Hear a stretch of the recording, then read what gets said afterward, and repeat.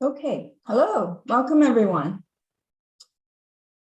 I'm Joan Du, Dean of the Daniels Faculty of Architecture, Landscape and Design at the University of Toronto. I'm joined by Anna Robo from the Center for Sustainable Urban Development at Columbia University. We want to thank you all for joining us today for the Design for Resilient Communities International Symposium. Before we begin, I would like to acknowledge the land on which the University of Toronto operates. For thousands of years, it has been the traditional land of the Huron-Wendat, the Seneca, and the Mississaugas of the Credit. Today, this meeting place is still the home to many Indigenous people from across Turtle Island, and we're grateful to have the opportunity to work on this land. The reason we are gathered today is to discuss an issue that I think is at the forefront of many of our communities and schools and practices. We recognize from climate change to political turmoil, the world is facing unparalleled challenges.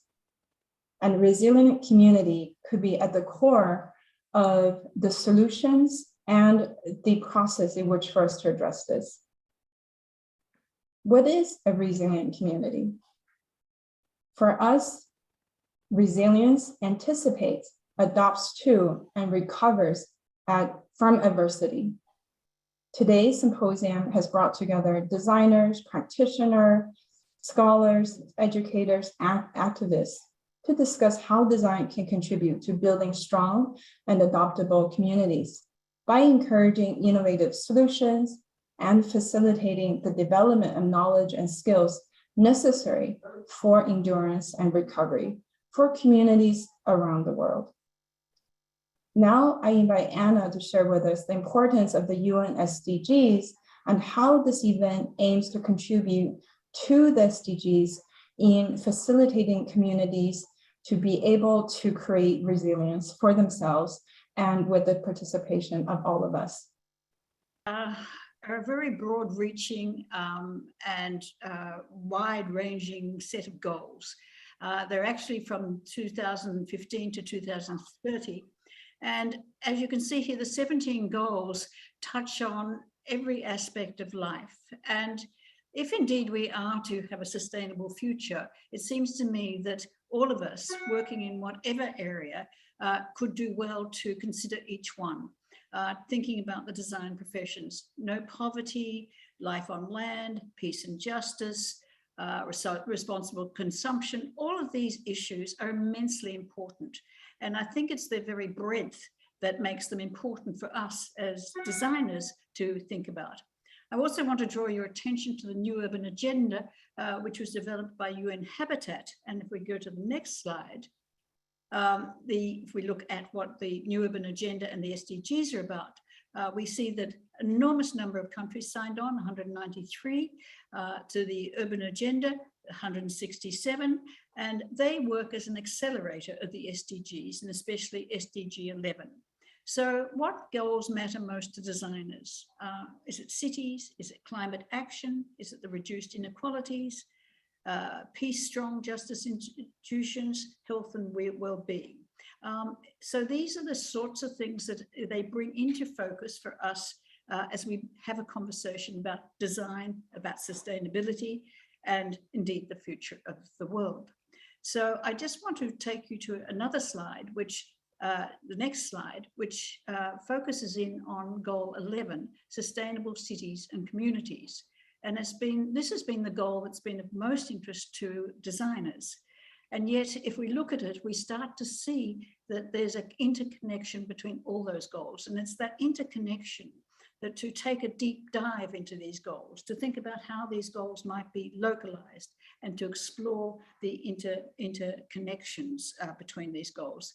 And I hope this is some of what we're going to do today. And to think about what these goals are, the importance of these goals to our effort today, which is to bring the concept of resilience and resilient communities into focus. So this is to try and just get us thinking a little bit about the goals, about all of the goals, and not just to focus on goal 11. So with that, I'll move on. to the next part of our program and to bring it back to what we're doing at this symposium. And to also relate it to the efforts of the UIA, the Union of International Architects. So our symposium also launches a call for engagement with the 2023 Union of International Architects World Congress. And they have adopted the theme of Leave No One Behind, and it will aim to promote, discuss, create, and showcase architecture as a vital tool to help achieve these 17 development goals, the ones that I have just shown you. Now, as I noted in the slides, they were adopted by 193 countries, and they offer an inclusive roadmap to a more sustainable future. And a key issue for the design of resilient communities, thematic panels for UIA, is how can the global initiative of the SDGs be localized in communities around the world? And so that was what I also emphasized in the slides. The whole idea is how can the SDGs be localized, not just remain as some generalization that deals with the world. So we applaud the UIA for putting the SDGs center stage at their Congress in Copenhagen next year. And this week, we have clearly seen the publication of the latest IPC report, and it is clearly time for action by all of us. We also see there are challenges for higher education, and we are located here at the University of Toronto, but the institutes producing the next generation of decision makers have an enormous responsibility. So I want to bring to your attention a 2022 UNESCO report, Global in its Thinking. The title of it is Knowledge-Driven Actions Transforming Higher Education for Global Sustainability. And it recommends that the SDGs be taken up throughout the higher education curricula. So these are two impulses for our session today. Over to you, Joanne. Thank you, Anna. So for today's symposium, we have organized 3 panels, and each panel is organized as a set of dialogues between international practitioners of community engagement design, as well as in conversation with Anna and myself and our and members of the local communities here in Toronto. And the 3 questions evolve around global and local, people and resiliency, and community and housing. Our international and local contributors will share the knowledge about design, research, and practices that contributed positively to building resilient communities for and with people. We're very, very glad to be joined by professionals, policymakers, academics, and activists.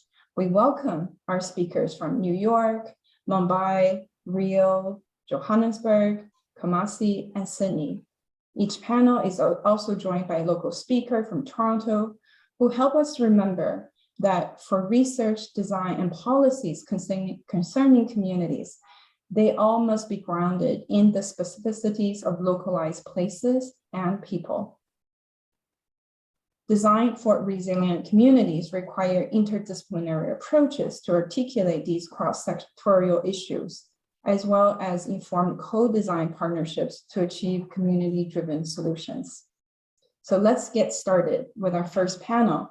Anna would moderate panels 1 and 2, and I will moderate panel 3, as well as the concluding discussions. So thank you again for joining us, and we look forward to an engaging few hours with you. Back to you, Anna. Thank you, Joanne. Now let's get started with panel 1, Global and Local. I'm delighted to introduce you to our 3 speakers, Andrew Rudd from UN Habitat in New York, Supriya Chayagajan from Mumbai, Perkins Eastman in Mumbai, and Dori Tunstall, an activist academic here in Toronto. Now, our ground rules are that each speaker has 8 minutes to address our panel 1 question through their work or their practice. So let's take a moment to look at question 1, and you can see it there on the screen. So our question is, how could the adaptation or integration of international initiatives, such as the SDGs, provide interdisciplinary knowledge and tools to address urgent local needs for resiliency and specific regional inequalities, as well as the ability to work collaboratively with communities. Now, that's quite a big topic. But anyway, so let's get started with that. And please welcome our first panelist, Andrew Rudd. Andrew is a Human Settlements Officer in the Program Development Branch at UN Habitat. An architect and urban designer by training, he helped secure SDG 11, which we've just spoken about, and has managed urban environment projects in more than 25 countries. Andrew, you have the floor. Terrific, Anna. Thank you so much. It's a real honor to be here. Good morning and good afternoon to everyone wherever they are in the world. I'll just jump right in and say that on Wednesday, I read this article in The Guardian. It was about a report just released by the International Resource Panel. It essentially concludes that over the last 50 years, global ecological damage is largely the responsibility of the very wealthiest developed countries. And that's not particularly surprising, but what really caught my attention was the three frontrunners on the right. What do these three all have in common? These are the land-rich developed countries. And this shows that it's not just wealth driving consumption, but it's also space and the form and the infrastructure that derives from that. Their calculation was complicated, but this is in no small part, I think, the sum of every single freestanding home that's segregated by car-centric streets and connected over longer distances by airplanes. These three countries also happen to have federal governments, which, even though they're an extra degree removed from what's happening locally, are still responsible for a lot of the policies and subsidies that influence the forms and flows that determine these numbers. Next, please. Now, that article brought me right back to 2014, which was the year the UN was debating the SDGs. And part of that debate was actually whether or not to have an urban goal. Were sustainable cities and communities actually something to globally aspire to? There was no consensus on that question. And land-rich developed countries were actually some of the biggest skeptics of this urban goal. They all had different articulations of their position, but the gist was largely the same. Federal governments don't get involved in cities. Our priorities are housing, jobs, and services, never mind how they're connected or whether they're accessible. And for many of them, well, actually we can afford to sprawl. That was more or less the message we got. We argued successfully, I guess, that a focus on space, place, and communities would be critical. And SDG 11 that resulted, shown on the left as part of the society tier, has in fact the first global metrics on sprawl and public space. And on the right, you see how the achievement of the targets of the urban goal have a knock-on effect to higher level achievements in sectors like food, water, and energy. Next. Translating all of this, as Anna framed in the beginning, into concrete realities on the ground is a very different story. Two of the most common contexts we encounter at UN Habitat, where I work, are unplanned communities on the left, which was the primary reason for our founding in '76, and soon to be built communities on the right. And it's exactly in these peri-urban areas where I think I can safely say so many of the wasteful mistakes of land-rich developed countries in the 20th century are being replicated in emerging economies of the 21st, and at a much wider scale. Karen Sito at Yale did a very pioneering study in 2013 showing projected urban expansion would more than double the size of cities by 2030, the year the SDGs end, and that's much faster than population.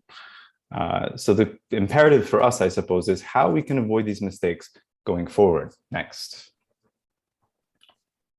Fortunately, there's been a lot of guidance in the years since, including the New Urban Agenda, which Anna mentioned, and a lot of practical spin-offs at multiple scales. And I already mentioned the UNESCO report, which calls for SDG education at all higher levels, and the very practical initiative that the International Union of Architects and UN Habitat have just launched, the UIA 2030 Award, which celebrates built projects that embody the SDGs in their design, in their execution, and in their occupancy. Regional finalists were announced last month, the final round next month at the World Urban Forum, but I'd like to just highlight 5 of these, chosen purely for illustrative purposes and arranged in descending order of scale. Next, please, behind that. So we start at the widest scale in Buenos Aires. Here we have an entire informal neighborhood wedged between and in some cases beneath a multi-lane highway. It has been retrofitted in situ. After many years' work with local authorities, tenure has been secured for many residents, trunk infrastructure has been extended, self-improvement, building up as resources allow has happened. And I think most importantly, the community here has met several times to debate and decide on optimal locations for new open spaces, which you see in green at the left. This requires the consent of a few residents who will have to be relocated and compensated through a pooled funding to make space for collective goods. I think that's an extremely important example, and it really shows that inspiring change can happen at scale if we give it the time. Next, please. This is in Copenhagen. It's a city park over multiple blocks. It collects rainwater in a series of pools, some of whose primary programming is recreation. It's athletic fields, but they also serve as overflow for incidents of extreme precipitation. And this is helping the city adapt to climate change, I would say both physically and psychologically. As disinformation, for example, and climate denial really stymie some of the progress we need to make towards tackling climate in the world, this is really irrefutable proof in the form of this park that's both a warning and a protection. Next, please. We move to the scale of the site. This is a small island in Turkey. And the mayor of this city noted that there were virtually no open spaces in the city and negotiated with the public school, which was under design at the time, to design the landscape in a very open and porous manner. All the exterior spaces, whether pervious or impervious in surface, are accessible from the street. And after hours, a lot of citizens will gather in these spaces and play, as well as students. And this is, to my mind, really remarkable for its conviviality in a time when liability and litigation are increasing on the legal end, and physically many schools and other institutions are becoming real fortresses behind fences. This is bucking that trend very refreshingly. Next, please. Scale of the building now. This is a house in Ecuador. It's coping with very high heat and humidity through very thoughtfully engineered passive design and local materiality. No air conditioning necessary. And we're told it's sufficiently comfortable to serve as a vacation rental for expats who are already not accustomed to this level of heat and humidity in the first place. Next, please. And this is my final slide. This is a room, scale of the room in Hong Kong. It's a room and it's also an apartment for an entire family. This is very typical of the increasing subdivision of apartments, rentals, and high rises there. There's a real crisis of affordability. Any improvements to apartments, even if self-paid, are routinely appropriated by landlords, and they lead to increased rents and often eviction. So the architects here have very ingeniously designed modular furniture. It's affordable. It can be installed discreetly. It makes tight apartments much more comfortably multifunctional. And it allows tenants to take it with them when they leave. And for me, this shows that fine-grained modular solutions, even when they're modest, can make a real difference in the lives of overcrowded families. And this is a really big part of what the SDGs need to translate down into if they're going to make a difference in the lives of everyday people and aggregate up to a scale that's going to deliver the global impact that we really require. This doesn't exempt higher level action. Citywide public spaces, metropolitan transport plans, and even higher watershed management. But this is a start. It's what we need to see much, much more of. Thank you. Thank you, Andrew. I think this is a wonderful start to our discussion, and because of both the thinking that went into his thinking went into goal 11, but also to now see the application of the SDGs within the design professions. Andrew, I don't know whether you can share in the chat room the link to the finalists in that project. I think people might like to take their time and look at some of those examples, because there are many. So thank you very much, Andrew, for a terrific start. Now, next we have Supriya Tarajian from Mumbai, and she is the Executive Director of Perkins Eastman International in Mumbai. She has degrees in architecture and construction management from India and the UK. And Supriya is going to talk about a project which is another level of engagement, which is the engagement of international practices with local universities and local students as a means to engage with the SDGs. So welcome, Supriya, and thank you very much for your contribution. Thank you, and good day, everyone, and thanks for this opportunity. The presentation today will showcase the Bridge Studio that was conducted by Perkins Eastman in partnership with architectural students of Kamla Raheja Vidyanidhi Institute of Architecture and Environmental Studies in Mumbai. Next, please. So it's all started in 2016 when Mumbai Port Trust issued RFP for master planning of 873 hectares of land of Mumbai Port Complex land. This was initially used as spot lands and now derelict and kind of underused, still belongs to the Mumbai Port Trust. Perkins Eastman, a global architectural design firm, was invited to participate in the bid. This was an exciting prospect, not only for the firm, but personally for me. Having grown up in Mumbai, this project was the perfect opportunity to reposition the port's land to become once again the center of Mumbai metropolitan region, to create new portals to Mumbai, to define a new image for the city, and to provide much needed breathing space and civic amenities for an open space starved city. Here are some of the images of the concept master plan developed for the competition. Next, please. In the fall of 2018, we were discussing the opportunity to participate at the World Urban Forum 10 through Local Project Challenge. LPC was inviting practitioners to collaborate with schools and take up project the former had worked on and develop it with students through the lens of sustainable development goals. There were 16 cities identified around the world, and Mumbai was one of them. As strong advocates of sustainable development, this was a very exciting opportunity that we didn't want to miss. We decided to take our design proposal for the Mumbai Port lands ahead for LPC. To our delight, the planning officer at Mumbai Port Trust was as excited and offered us full support for the studio project.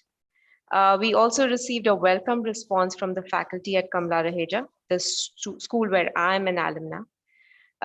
It was encouraging to see how within the framework of the curriculum, the faculty had curated a semester where students can work directly with practitioners to learn how a real project is approached and developed. This was the beginning of the Bridge Studio. Next, please. The studio began in June 2018. It was conducted over 16 weekends at Perkins Eastman's Mumbai office, giving students an exposure to the professional work environment, an opportunity to engage with some of our colleagues, and immerse in our work culture. We had planned the studio to mirror a live project, so students understand the various stakeholders involved and the process of decision making while still nurturing their design thinking, but reviewing all of this through perspectives of SDGs. Weekly sessions included site visits and studies, lectures by local and international experts, and meeting with civic organizations. These are all pictures on the slide from our studio, from college, and some interactions that we've had with outside jurors. Next, please. The city became the client, and we divided students to assume role of various stakeholders. The studio followed an unconventional approach by facilitating the students to become advocate for competing claimants for the city land, such as open space, parks, commercial developers, tourism, housing, water management, heritage and wildlife conservation. Emulating a real-world scenario, the students worked on various iterations of the master plan for a 160-acre site, Darukhana site, within the larger port complex through informed debate and advocacy for existing and imagined users, while also learning to leverage opposing interests. Students worked as a committee to jointly draw up frameworks or parameters that you see on the slide for the site that balances various interests at stake while responding to impending challenges of climate change. This framework served as an urban design guideline for the master plans, as well as a starting point for a conversation with city authorities, including planners from the Mumbai Port Trust. You also see mind maps that were developed by different stakeholders about the site and what they would experience and imagine about the design for this project. Next, please. Students were divided into 5 groups. The resulting proposals responded to the SDGs and the new urban agenda, while working to provide creative approaches to making a livable and a future-proof city. Here are samples of a few proposals. The Soak City, this proposal looked at the site from a perspective of an environmentalist and focused on water management and flood mitigation techniques as their starting point. The design process began with studying the site topography and proposed a central biosphere where water was collected through pebble beds and rain gardens lining the streets. Redefining urban mobility, here the idea here was to create a city with multiple modes of green transport networks and pedestrian streets, which provide ease of access to the residents on a daily basis, and also create an urban magnet for tourists and offer them variety of experiences within the development. Although each group was focused on one central idea for the master plan, they became aware of different design narratives through constant dialogues and interactions that they had with each other. Next, please. The project was submitted for Local Project Challenge Stage 1, where we presented our concept and process for the studio. After being shortlisted for Stage 2, we submitted students' work panels and uploaded them on the website. This online gallery actually features projects from 39 different countries, and it has over 110 projects with photographs, drawings, videos, and websites, all telling project stories. In February of 2020, we received the news that the project has been selected as one of the finalists. So with immense excitement, we went to Abu Dhabi at World Urban Forum 10. It was a pleasure to represent our country, our city, and a project so close to our hearts. Our efforts were recognized and we were awarded the Innovation in Education Award. Next, please. So this didn't come easy. It had its own set of challenges. This was the first time some of the young practitioners were conducting an academic studio. So a lot of discussions went into how to structure the studio, what should be the steps, how do we actually provide students with a real life project experience. A real project of this scale would have taken months to design. However, the studio was conducted over merely 16 weekends. The other challenge was while a lot of students were comfortable assuming the role of environmentalists or NGOs for stakeholders, there was a huge resistance to play the role of a developer. So we had to, initially get all of them together, and after multiple interactions over chai and table tennis breaks, the whole group sort of came together seamlessly to pursue a common goal. After the culmination of the studio, many of our colleagues actually went on to take up teaching roles at the school, which they had never done before. And many of the students came back to Perkins Eastman for internship opportunities.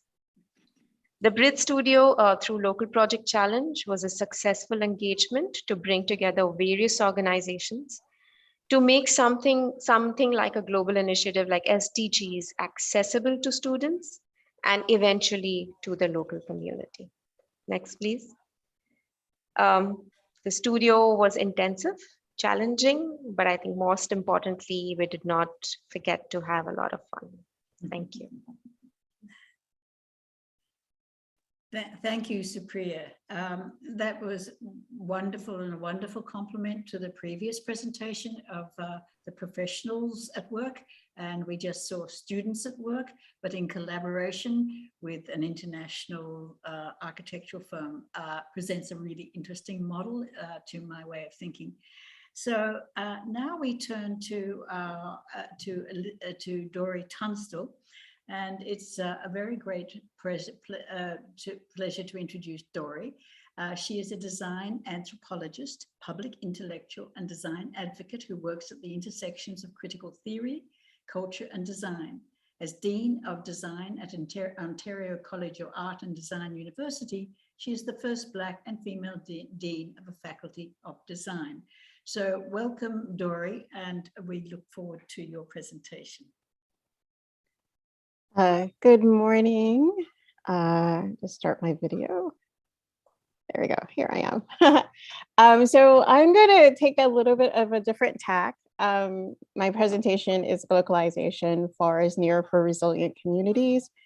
And I'm going to talk specifically about how community resilience relies on both global and local relations. And particularly focus on 3 examples of local power. The first is a community called CEO and their relationship to the UN Sustainable Development Goals. Next, I'll talk about the Koori Heritage Trust and kind of branching out to other sort of international or global institutional structures, the UN Declaration on the Rights of Indigenous People, and then bringing it to home, I'll talk about OCAD University and the way in which we use the UN Declaration of the International Decade for the People of African Descent to, again, sort of use international institutional structures in many ways to put forward our local agendas within the local context. So SHEO. So SHEO is an organization established in Canada in 2015.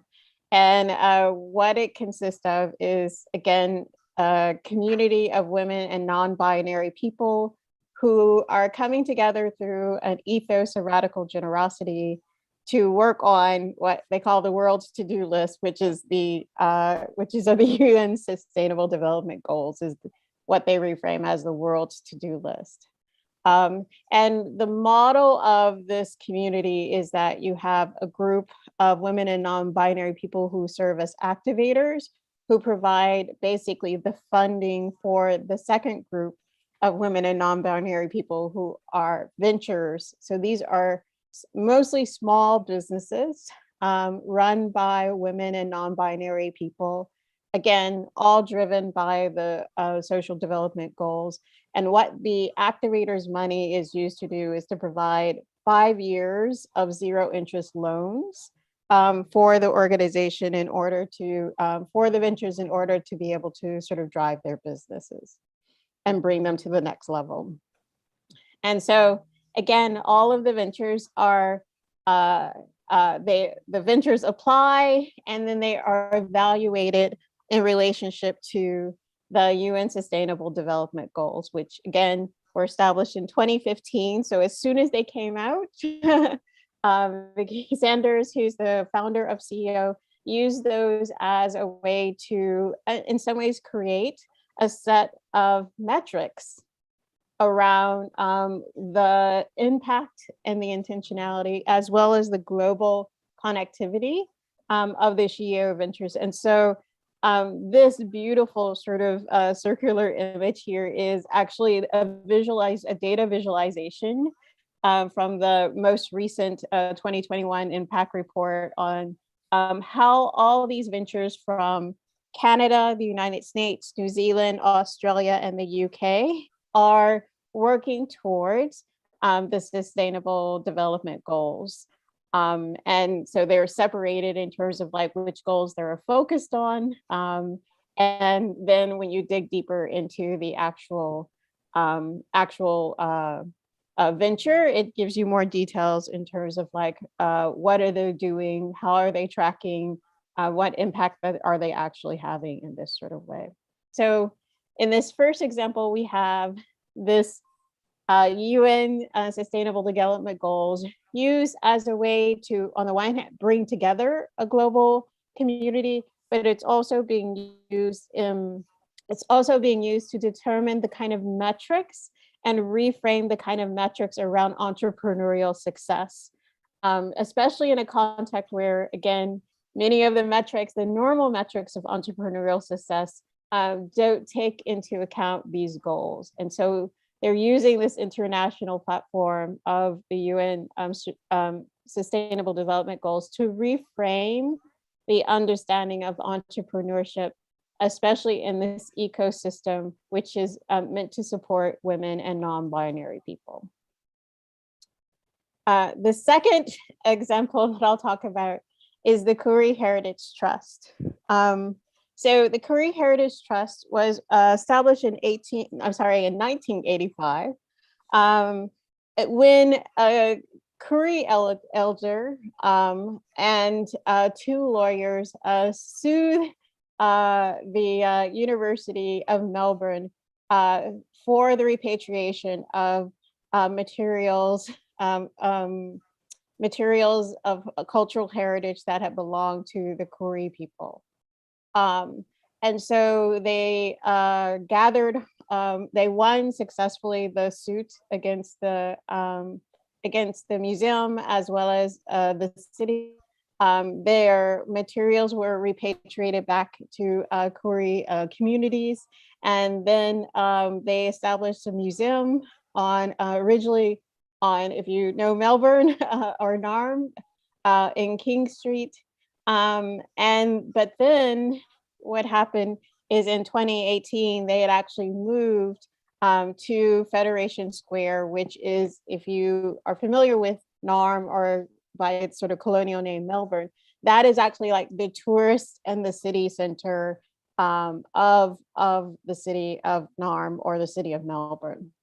And so it's a nonprofit organization, First Nations owned and managed. It provides the community space. It has a collection of 100,000 items of Koori heritage.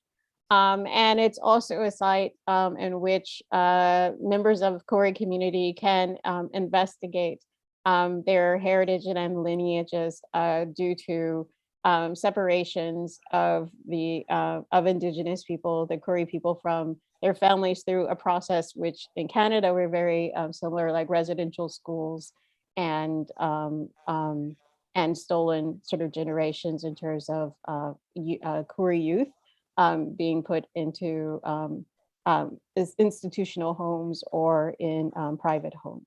And so there's also a site to be able to reconnect to culture.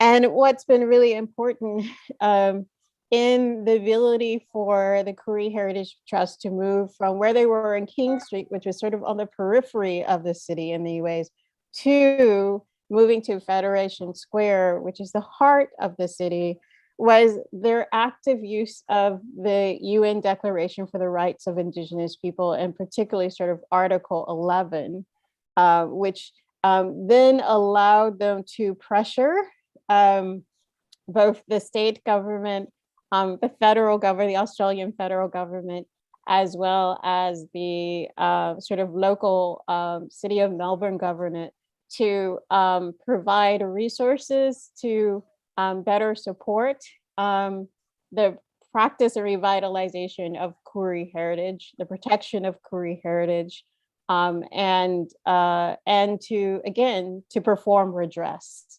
And so what was really, again, really important is that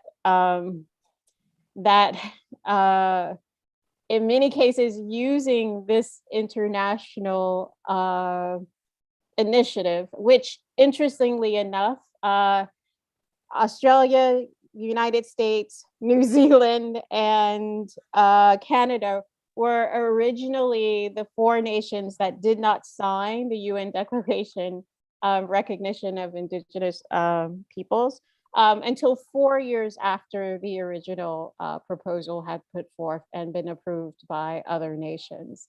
And that speaks to, again, the fraughtness of these colonial settler states and their relationships to Indigenous peoples, that it was only through the pressure of all the other nations of the world that these 4 nations felt in many ways shamed to sign the declaration. And then again, in this situation, you have local community, in this case, Koori communities in Southern Australia, again, using that international pressure to further, in many ways, negotiate repatriation and greater prominence as a cultural institution through the fact that Australia had finally signed this declaration.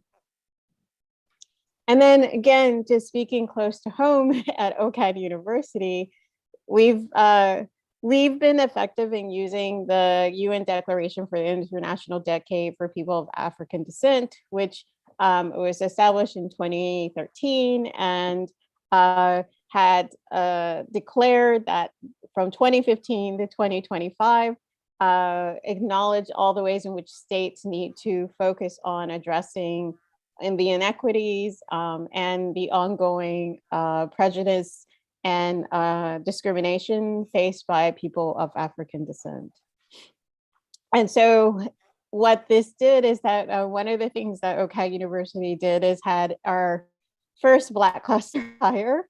And what was really important, so this is the language directly from the call, was actually being able to connect this initiative, which for the institution was seen as very risky, to this UN declaration, right? To something that is international, something that had been signed off by the Canadian government as well, so that if we had any issues, if any issues appeared, either on the national or in the international level, by creating a call for Black applicants, which was closed to anyone who was not self-identified as Black of African descent, again, under the Ontario Human Rights Code, to provide coverage for this risky venture, because we could tie it to, this is how we're demonstrating our commitment to this UN declaration.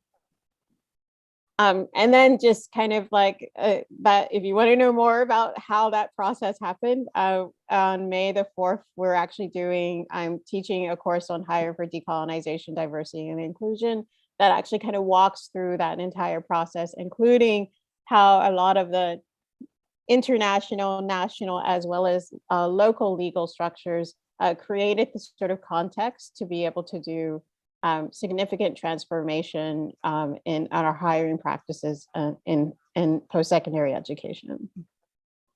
So the point that I'm trying to make is that community resilience relies both on global and local relations. And what has been important in these examples is that communities can use these global structures to legitimize their fights against, in many ways, their own local institutions, especially the ones that have been creating the conditions that require communities to be resilient in the first place. And so local and global often have to work together in these contexts in order to bring about significant social and cultural change. And the importance of these kind of international declarations, which sometimes may feel only performative, they can actually be actualized or made manifest in their use by the communities themselves who, again, are clever and effective in using them as tools to bring about change. So if you want to learn more, feel free to email me or connect with me on Instagram. Thank you, Dory. Absolutely wonderful presentation. And I think what we've done is to sort of come at this global and local issue from such wonderfully diverse perspectives. And I think it's sort of laid the groundwork for everything else we want to do throughout this symposium. But we now have, because you've all been so terrific in keeping to time, we now have about 10 or 15 minutes for questions. And I would like to ask if any of the speakers have questions of each other to start with. Does anybody have a question for each other, for Andrew, Supriya, or Dory? If there's a question sort of lying there. Just as as giving you a little chance to think, by way of comment, I think what Dory has said is extremely important, and I think it's sort of illustrated also in Andrew's and Supriya's talks, that the importance of linking the global to the local. And I have a very sort of long memory of the original UN Habitat, which may go back to 1996, when the language of culture was introduced into that symposium. And when I was a very sort of young teacher, it seemed to me such a useful hook to be able to then reference a lot of the work you did, which was actually to start to acknowledge the role of culture and architecture. So this whole thing about the social and the environmental, I think, has a long legacy, and I think it's wonderful to see the way Dory has incorporated that, and Andrew in your organizing capacity for this competition, and then Supriya also for this new way of making connections between the global corporation, if you like, and the local level. I think there's some really wonderful initiatives. So any questions for any of the speakers? I'm looking in the chat room and I'm not seeing a question at the moment. Dory, you have the floor. So I have a question. Supriya or Andrew can either both answer it. But again, I think Anna, as you're sort of bringing up, there is something like, what is the role of competitions in this process, right? In this process, and what, you know, like both in terms of organizing and in terms of participating in it, what's the role of competition in terms of either making these connections or making, again, the community's perspectives, I don't know, better heard? Can I just ask for clarification? Are you seeing that as a negative, that it happens, but it's happening through the role of competition, which is not actually a plus? No, I say it in complete neutrality, in the sense of like, what is it? What do you see competitions doing in terms of, again, in this particular space, right? And again, positive or negative is kind of up to their answers. I just add as a genuine question, right? Okay. Andrew? Sure. In our case, it's actually an award we're presiding over a competition. Similar, but I suppose the critical difference would be it's work that's already been done. The purpose, and I'm speaking personally, I don't know if this would necessarily be supported institutionally,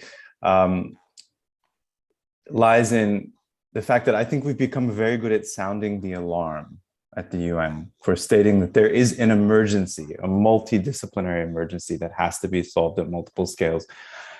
And once we get the attention of governments at whatever scale, or practitioners, usually the next question is, oh God, so what next? What do we do? And it's well and good to give general guidelines and principles, but far, far better to be able to hand an inspiring example of a very challenging context where, in a lot of ways, things have been brought together on the ground and could be replicable in other situations. That would be my answer. May I just add one tiny reflection, Anna? Now that I've got Dory on the screen with me, it just struck me, I have to say, when you mentioned the 4 countries that were the late signatories to the declaration, 3 of these were exactly the same land-rich countries that have been called out in the report for global ecological damage. And I thought, you know, colonialism is not just about domination of people, but also land and the planet, 2 sides of the same coin. And I think, for me, I hope that the universality of the SDGs helps prompt a kind of a reconciling, not just from mistakes already made, but can help us prevent replicating those elsewhere in future. Thanks. Thank you. Any other comments? Supriya, did you want to make a comment to Dory's question? Yeah, I mean, very quickly, I just wanted to say, I mean, we mentioned 2 competitions. One was a competition where we participated for the design of the Mumbai Port Trust. And I think those competitions in the design, in the practice field are very important, because it takes, it's where all the constraints of a real project are off, right? There's no budget, there's no client, there is no constraint on the number of people you can get together. So it's a very, very exciting space for innovation. And so that in a design process, that's really important. The second competition was applying for the local project challenge. And that's just an sort of an end result to do all of this work. So that was more to motivate the students to sort of get together towards a common goal. But I think competitions have a huge role to play in the design field, and especially as someone being in the practice, this is one opportunity to sort of let loose and you know, ideate. I might just add, having been the initiator of the local project challenge, we didn't set it up as a competition. We set it up as a call for interest of people who were considering the SDGs, and it was quite remarkable, the response that we got, with no real incentives. Because there was no, you know, at the beginning there was no prizes. It was simply, are you interested? Are you doing this? And that across this project, that we also went out to the professions, to education, and to civil society groups to just really try and find out, were people taking them up, and if so, how? And then, of course, at the end of it, we did decide, well, this would be, we should make some awards for this. And we also were trying to be quite populist in the way that we approached this. And so we put it out for a popular vote. And some 7,000 people actually went online and voted for this. So it was really a little bit like what we're doing now, which is, how do we sort of, you know, increase interest in the SDGs as, and not uncritically so. I mean, I don't think we would approach it in that way, but how do we actually sort of get other people sort of on board with some of the ideas? So I just wanted to add that in. So any more questions for our speakers, or any comment by our speakers? I don't see any questions at Q&A, but I like to be able to contribute a thought to this discussion. Is that, you know, the questions that Anna and I raised for this panel was how could the adaptation or integration of international initiatives such as the SDGs help, essentially, like how? So I have to say that this came out of a skepticism on my part of saying, how can these kind of broad scale international initiatives that is planetary scale really help the necessary engagement and specificities at the local scale? And I think all 3 of you really address that in different ways. And I, in particular, Dory, like your point of saying that, in fact, we can turn it upside down to say that actually at a certain point that it is the local, we need the global initiative in order to convince some of the localities who have not adopted or progressed the way that the world is doing it. And I think precisely that's where competitions, call for ideas, this is where it can help.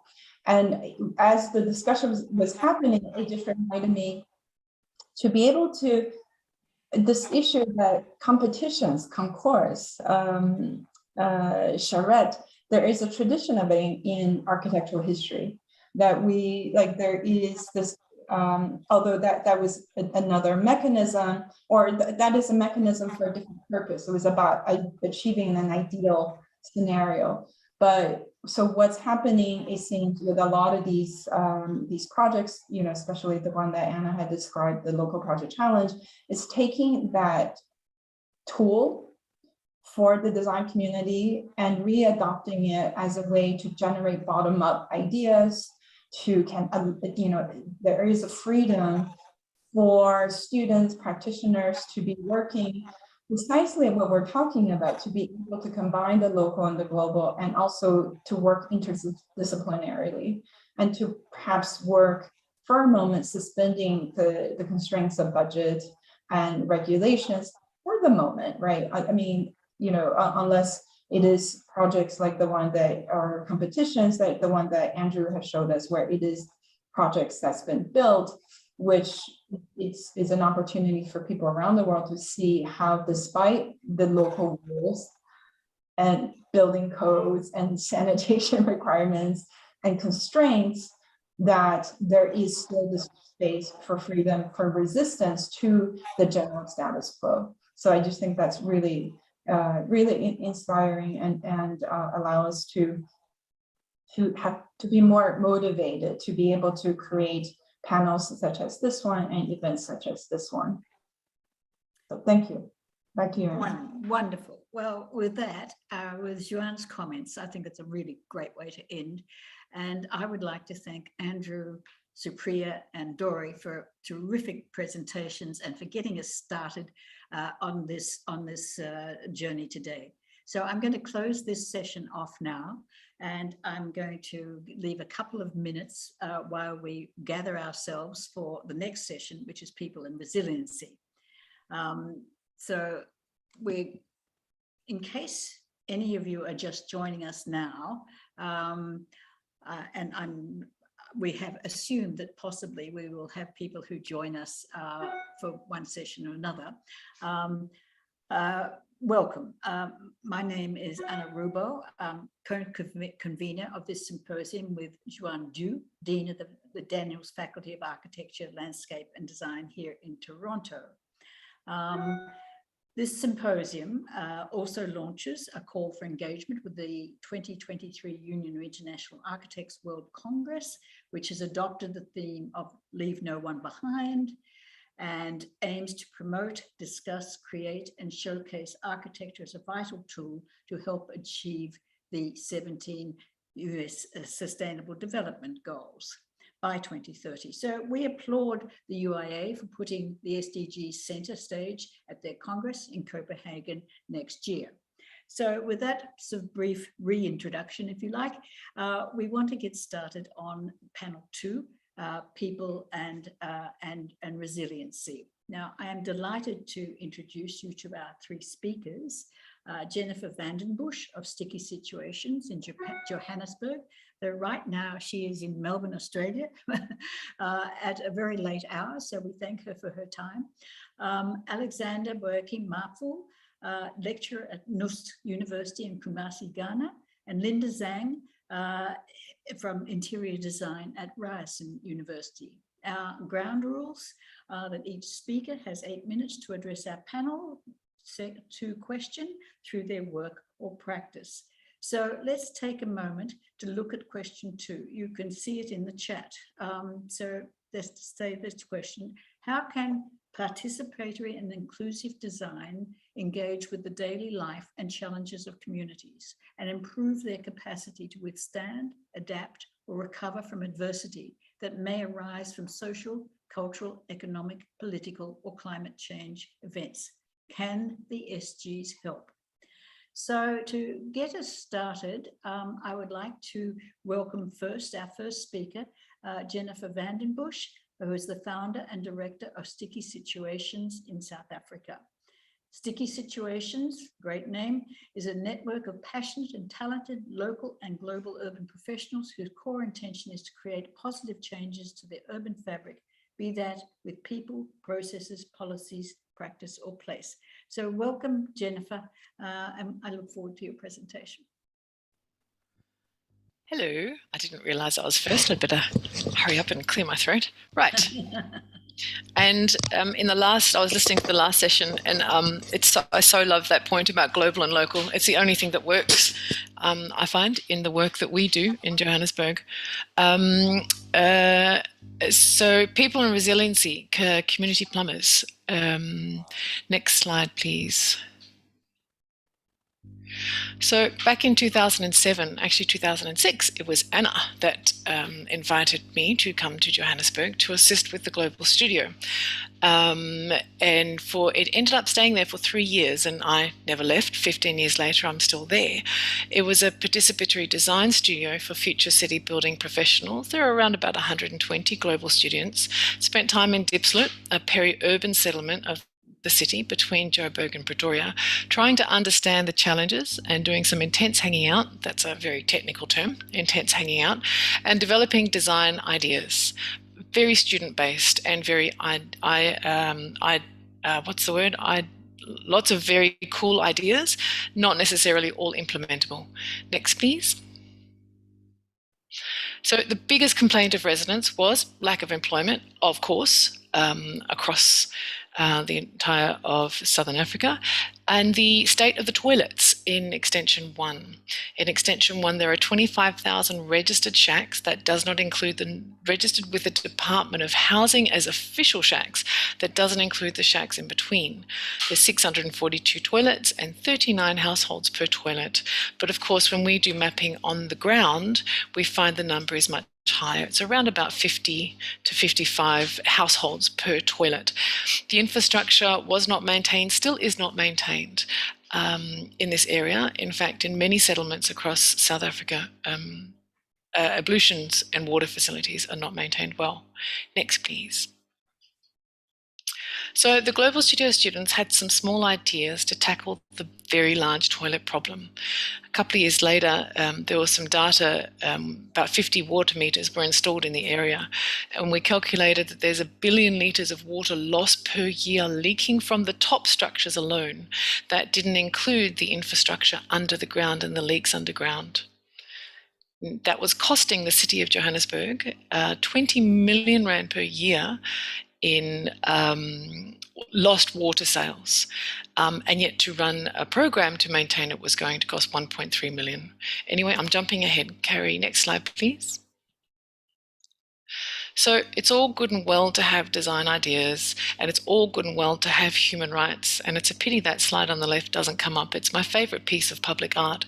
It's for South African Human Rights Day in Diepsloot, where some of the local artists painted some messages on the side of the toilets around the main constitutional messages. And this one was about everyone has a right to human dignity and everyone has a right to live in a safe and healthy environment. And it's all good and well to have these rights, but who's going to implement it? Who's going to maintain it? Who's going to fund it? Who's going to keep checking that people still want it or need it? And who's going to adapt it over time? And who has the will to actually make it happen? Next, please.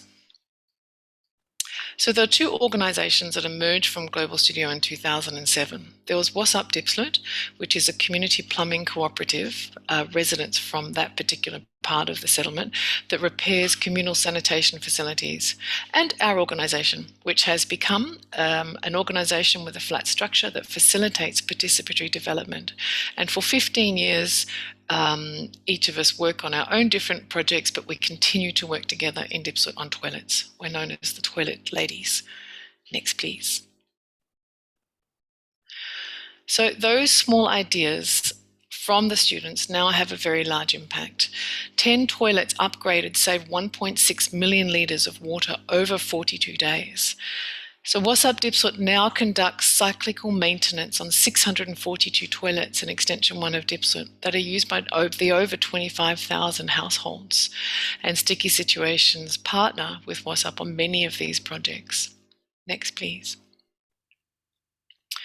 And not only are those, and it's improving the lives of not only those using the ablution facilities, but also the WhatsApp team have become qualified plumbers and are growing their business.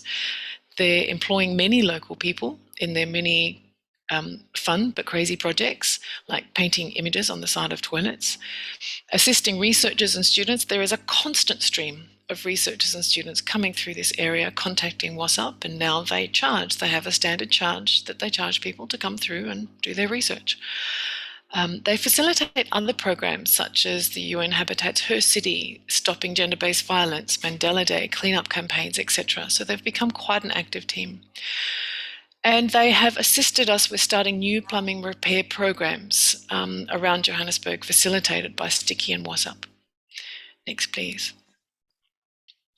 But 15 years of operation requires growth and partners. So there's been quite a few research reports which are very carefully crafted and independently, with data independently analysed, because there is no political will to repair the top structures. There is no funding put aside for ablution maintenance, and yet the conditions continue to deteriorate.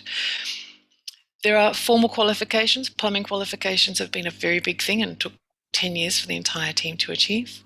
Long-term partners, that's a picture, and the third one, or the second one from the right, is the Broken Toilet Award. It's an award that's made up of broken toilet parts and given to our long-term partners, and an endless stream of new programs and ideas, like Adopt a Toilet, Tackle a Tap. It's really interesting how so few organizations are willing to fund sanitation. Water, yes, water is very sexy. Sanitation and toilets and poo and feces is not. And what's also very interesting is over the 15 years, the long-term partners have emerged from the plumbing industry, both locally and globally. Next, please. And always, always, always, always sharing ideas, sharing skills and resources. Nothing happens in isolation. Nothing happens properly or sustainably or ethically if we don't work together. And this comes back to the comment in the previous sessions around global and local. If we don't share the resources we have, the knowledge that's on the ground, the people on the ground may not have cash, but they have knowledge and they have skills. The people that are global do have cash, but don't necessarily have the knowledge and skills required on the ground. But there are knowledge exchanges that have to happen across all of those levels to make things work. Thank you. Hope I was in time. I think you were. Thank you so much, Jen. And wonderful to hear that up-to-date report about WhatsApp and the way in which Sticky Situations has been in there for the long haul of helping make a lot of this work possible. And it is just requires tremendous ongoing commitment. But we can talk about that more later. So now let's go to the next presentation. And we're very happy to have Alexander Berkey-Markfull. And Dr. Alexander is an architect and infrastructure planner with more than 20 years of professional experience. And he is currently a senior lecturer at the Department of Architecture at NUST University in Kumasi, Ghana, and a consultant at Space Architecture, Planning and Engineering. Alexander, we look forward to your presentation and thank you. You have the floor. Thank you very much, and thank you for having me in this wonderful symposium. I'm looking at designing for resilient communities, and what we want us to discuss currently is about the perspective from the global south. We realize that though most of our cities are going to be urbanized, its resiliency or how to become resilient is depending on where the community is, how they are looking at it, and the strategies that they are putting in place. And I want us to just look at it from the other side. Just look over the next slide, please. And in this particular case, what I really want us to look at is the various definition that we have actually been given to resilience. That's from Kopachu and also from Brunel AR. The Brunel's definition of what resilience is the ability to reduce the systems, to reduce the chances of shock, and also to absorb the shock, and at the same time also to re-establish itself. But here we want us to really look at it from the other side, where multi-dimensional processes among stakeholders, that's the people themselves, prepare to adapt to the environment. And this is what the issue then come to: how can we as architects and also community developers use what we have to encourage a community-driven approach? And as an academic and a practitioner, we've been trying this experimentally with some communities, and I must say that it has been yielding some results. And currently, the next slide, please. We're trying to answer the question, how can architecture and design encourage community building? And we've realized that bringing the people together and increasing their understanding and also training the communities has actually yielded some results. And based on the various case studies that we also had in Africa, as well as the communities that we are handling from our university, we also understand that the policy formulation is also very critical, and also the employment of resilient methods. But putting this together and looking at what actually happened, what is actually happening, we also realize that there are some community challenges that is actually going on, that the process of urbanization has also brought a lot of these challenges that we cannot actually use just academia to solve it. The complex system of networking and the various, because in Ghana, apart from the fact that we have about 16 regions, there are more than 50 different languages that is being spoken. So you realize that making a particular community being resilient without using English, although the indigenous people do not speak English, becomes something that you have to really do it very, very carefully without actually causing destabilization among the communities. Next slide. And we have also understood that lack of inter-organizational collaboration is one of the challenges that actually is creating the problem amongst making these communities resilient. And apart from that, too, the interdependency among the environmental systems. The picture that you see in the slide is one of the communities in Ghana around Kumasi, where you realize that the community gradually is encroaching, development is encroaching on the water bodies and the natural greens that you have over there. And apart from that, too, pollution of these environmental or very, very fragile ecosystems has become the main issue that we have to look at. And the next slide. The potential capacities that we think or we have identified that we think that can actually help is trying to increase the redundancy, robustness, and also make sure that there's connectivity within the system.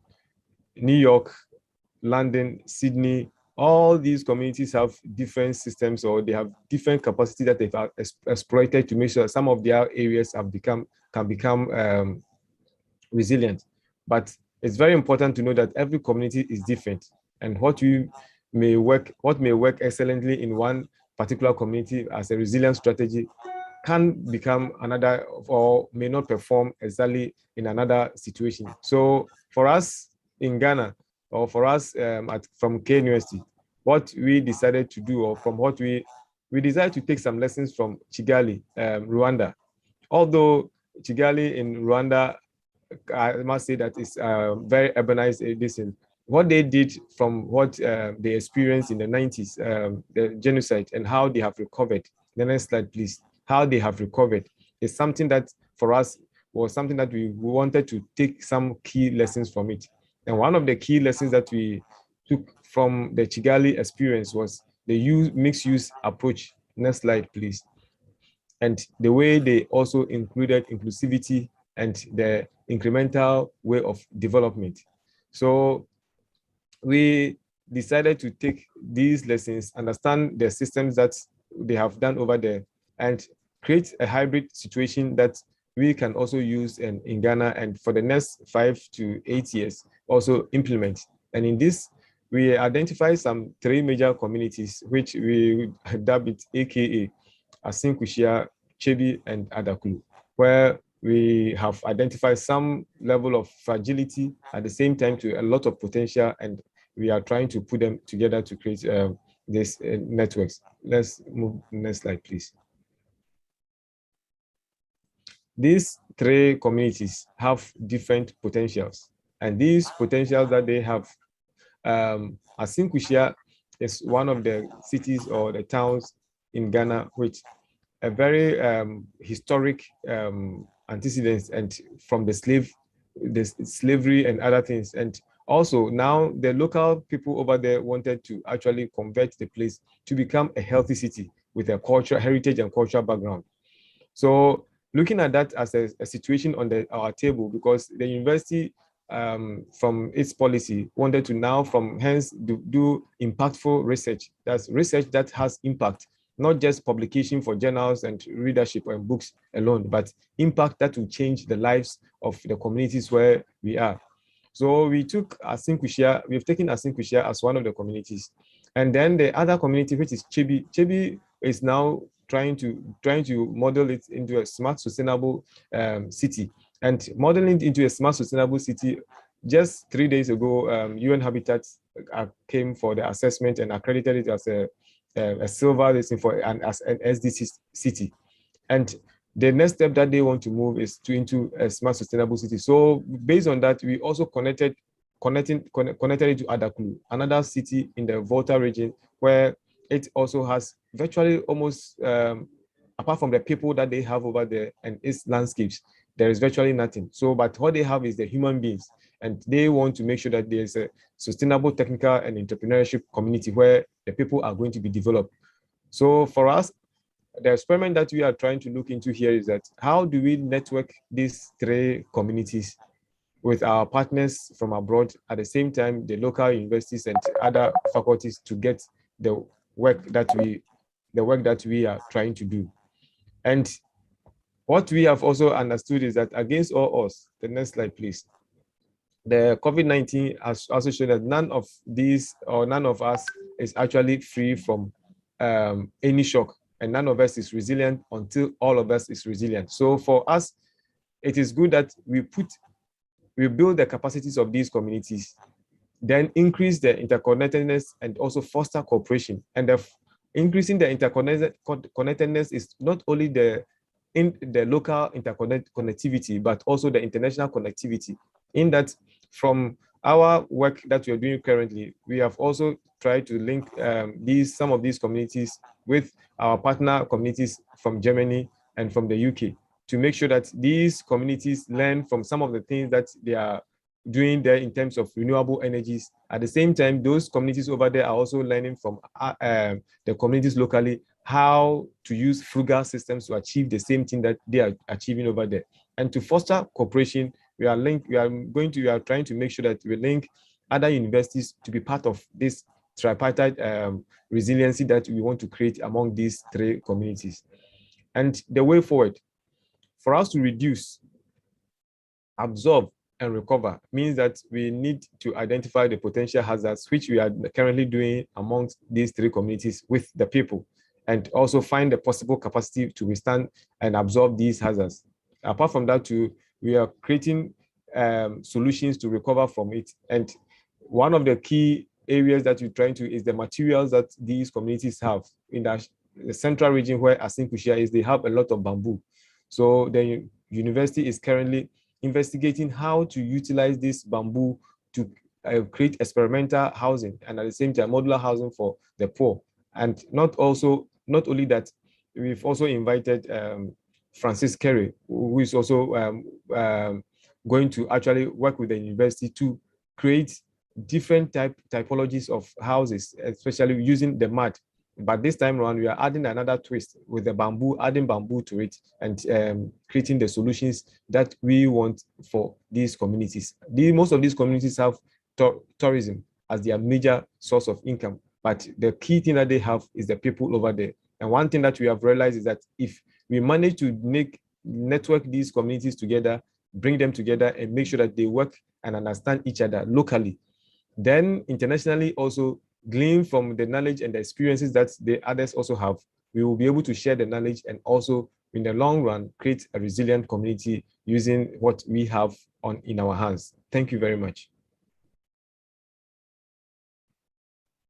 Thank you very much, Alexander. That was a very, very full and informative presentation and very relevant to our topic. I think we haven't had much mention of COVID, but that's certainly that message that COVID has shown us that none of us are resilient until all of us are resilient is something that we need to keep in mind.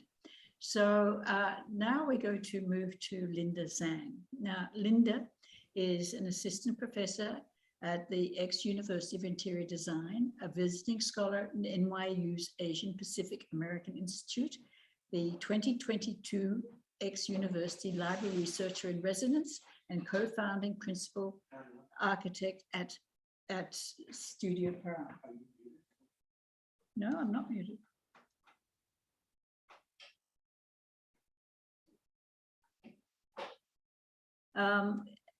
I was just asked if I was muted. I don't think I am. So I would like to now welcome Linda Zhang to make her presentation. Linda, welcome. Thanks so much for the introduction, and thank you for having me. It's great to be here. I'm going to share a project called Planting Imagination, which is a community co-design project in Chinatown West, just down the street in Toronto, that uses virtual reality and collective imagination as a means to increase civic participation, access, and better equip the community to steward the future of their own built environment, including pandemic recovery. So if any of you were in the audience also last night at our Reimagining Chinatown 2050 event, you'll find many threads from last night's discussion will continue through today's talk, especially around the power of imagination and social dreaming to enact change, as well as direct action in the present moment. So this project is, of course, not set in 2050. Planting Imagination is set in the present. And in fact, we will be launching the community co-designed garden at Cecil Community Center this August. So we hope many of you will all come visit and join us in intergenerational community gardening, skill sharing, and cultural programming that the Planting Imagination Collective is putting together for fall 2022, as well as summer 2023. Next slide, please. So this project seeks to leverage extended reality technology, including collective and shared virtual reality and augmented reality, as a means to make design process more accessible to community members, with the ultimate goal to foster community control, stewardship, as a pathway to community resilience in Chinatown. The advances in computer graphics, both in terms of software and hardware, over the last decade have enabled complex digital 3D models to actually be accessible from a web browser of computer, tablets, and iPhones. These technologies can help folks envision what a space could be. They can help non-designers imagine possible futures. Yet access to these technologies remains asymmetrically balanced. So virtual reality and 3D scanning have proliferated in our industry, but are still primarily used by real estates and developers to sell architecture, which is to say, to displace community. Even the VR platform we are using on screen here, their main market is real estate. Next slide, please. We can no longer take for granted who these technologies are being developed for and by, and we urgently need to work together to make these technologies more accessible to non-designers and to reduce barriers of access and gatekeeping within the architectural profession, and rather to share our design knowledge and welcome community into the design process. On screen here, you see our multiplayer web browser-based design platform. Working with technology ecosystems designer Janet Galford, we sought to create a collaborative, accessible, and open source design platform for our pilot site in Chinatown, West Toronto. So in contrast to hard to access single user design software, this platform is free. It can be accessed from an ordinary device directly in any web browser, and allows for multiple community members to simultaneously design together live from anywhere in the world via internet connection. With all these advances in animated 3D computer graphics and WebGL, we were actually able to build this using the open source JavaScript library 3JS, which also interfaces with the free modeling software Blender. So this was a very intentional decision on our part to ensure that the methodologies we were doing in this project would be accessible to others in the future. Next slide, please. We used this platform during a 2.5-hour co-design sessions, actually several sessions, where over 30 community researchers were able to simultaneously co-design the space together. So on screen here, you're watching a time lapse of one of these sessions. And if you look carefully, you'll actually notice that a lot of people did not agree with each other, which we all know happens a lot in community organizing and community-based decision-making. So one piece that one person may have designed and added is subsequently deleted by someone else. Thus, part of the role as architects and designers in this project is actually to help facilitate and run these sessions. So beyond just the technology, there's also a lot of knowledge transfer around how the design process works. How do we work together, upskilling community members, both in terms of design, as well as hard to access technologies, with the ultimate goal of increasing the inclusion of lesser heard voices in the design of the built environment. Next slide, please. So that was just one session in our 10-session series, which runs from January through August 2022, that leverages a number of different types of shared digital technologies to bring the Planting Imagination Collective through the design process. So a few notes here in terms of accessibility is that during our recruitment phase, we actually learned that we needed to deliver every session simultaneously in multiple languages with live translations. We currently have multiple community research on the projects who have lived their whole lives in Chinatown, and have so much to say and share, but have literally never had the opportunity to engage in the civic process because they have always been delivered in English. They've never had access to being able to share their ideas in Cantonese, in Mandarin, in Vietnamese. We also identified a need to deliver every session in person as well as online. So a number of our community members did not have access to computers, phones, emails, or even just like a landline phone number. So where there was the only way to join for them would be in person. And on the other hand, we also had community members who were unable to join in person due to the pandemic, due to being higher risk implications of COVID-19, due to mobility, or just safety commuting to Cecil Center in the context of heightened anti-Asian violence. So open access to these sessions is so one of the things that's also project deliverable that we're working on, it's not just the technologies and making those accessible, but we're also wanting to openly publish and make publicly available by late 2023, all of our session plans of how do we run these co-design sessions, how do we deliver them? So this could be a useful tool for others to use in the future as well. Next slide, please. And so we currently have just completed session 5, which is the AR session you see on screen here, where you can see an overlay of the digital design from the web platform over the real life garden at Cecil. And so we also built in a download feature into our web platform where you can just click and download the design instantaneously, and it can be immediately brought into Blender and then into VR or AR. Next slide, please. A distinction I'd like to make here is that this project is not a project without architects or without designers, but rather that we're rethinking the role of the architect within the design project process and challenging this. So rather than the architect working for the developer or the city or the property owner, the architect here works for the community or for community interest.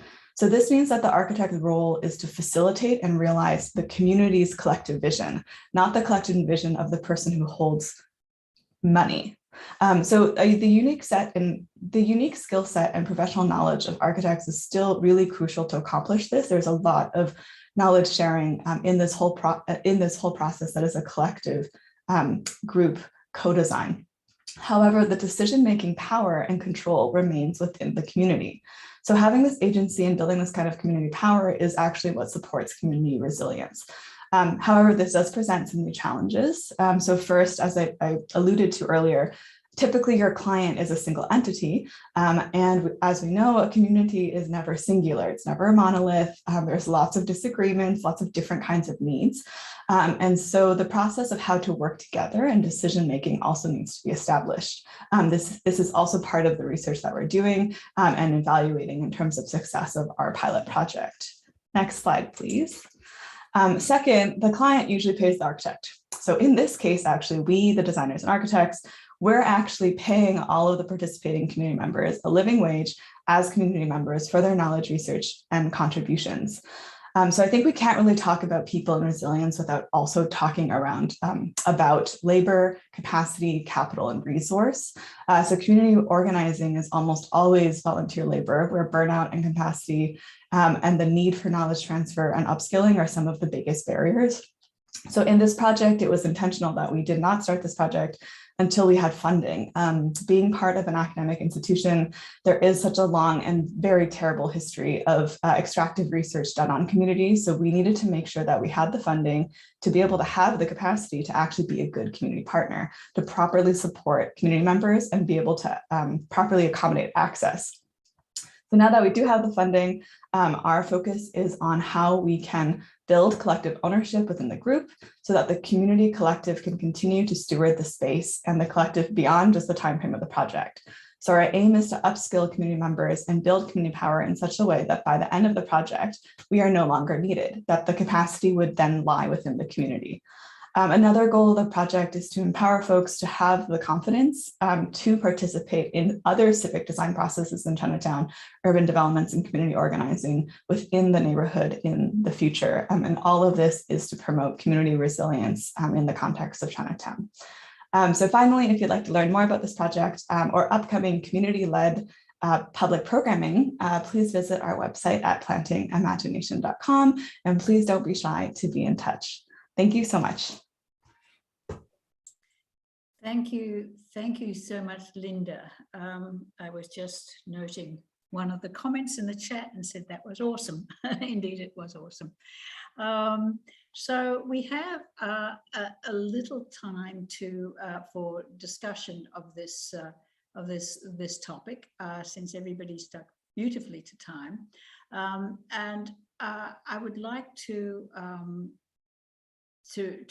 consider what sort of questions would be relevant to trying to take this topic further.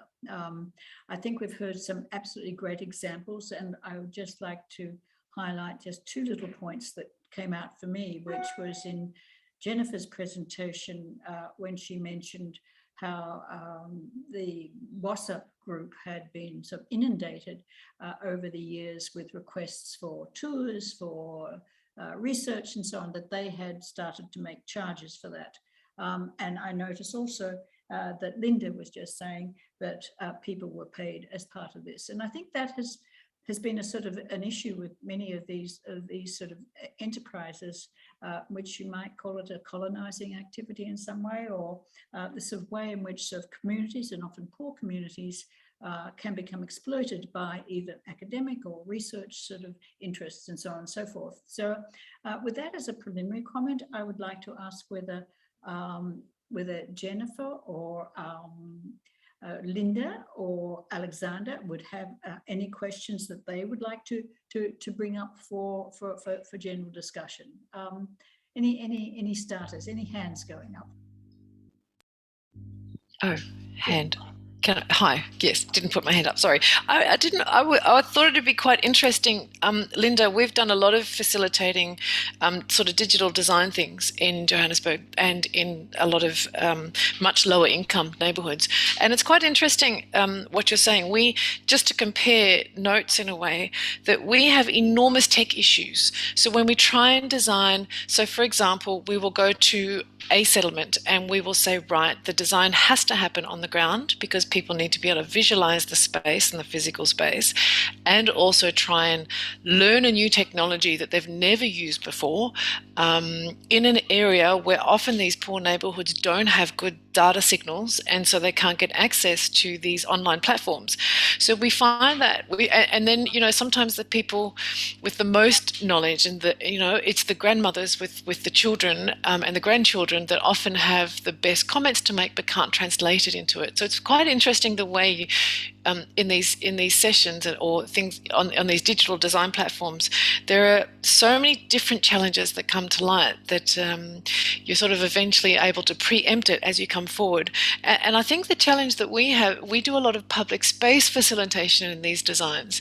So therefore, it's all good and well to design and to reimagine what a safe space for youth and children might look like when there is just a dire need for anything for young people and youth and for chill and hangout space and interactive children play equipment.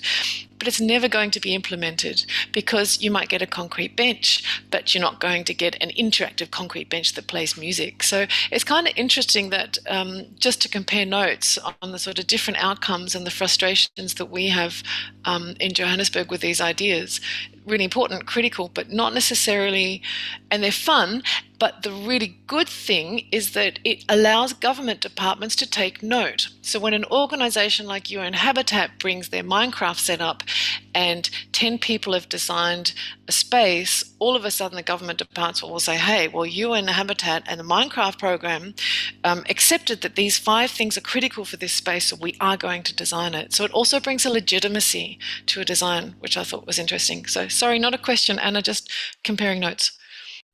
Yeah, I think responding to that, for us, I think it's been really interesting to learn what the challenges are. Like, I think what we expected would be the challenges that we'd need to overcome, bringing all these digital technologies to a lot of folks who like folks who don't even have a mobile phone or like a phone line at home, who like definitely don't use computers and don't use VR, don't use these digital technologies. The challenges have actually been not the ones that we necessarily expected. We've learned that actually the Chinatown seniors are like super excited to learn the new technologies. I think initially we were trying to make it such that it would be very low barrier. So you have facilitators who are there who could kind of use the technology for you and sort of show you things alongside you. You could kind of interact with it through someone else. But then we immediately realized that the seniors really, really care about learning this. Like they really want to know how to do it themselves. And that's actually why they're here. That's why they signed up. That's why they like wanted to be part of this. It's like a knowledge transfer that they were like really, really hungry for. We definitely are also encountering some of the sort of infrastructural challenges. So, we've been doing like, Wi-Fi upgrades to Cecil Center to even be able to like run our sessions. We bring technology into, every session.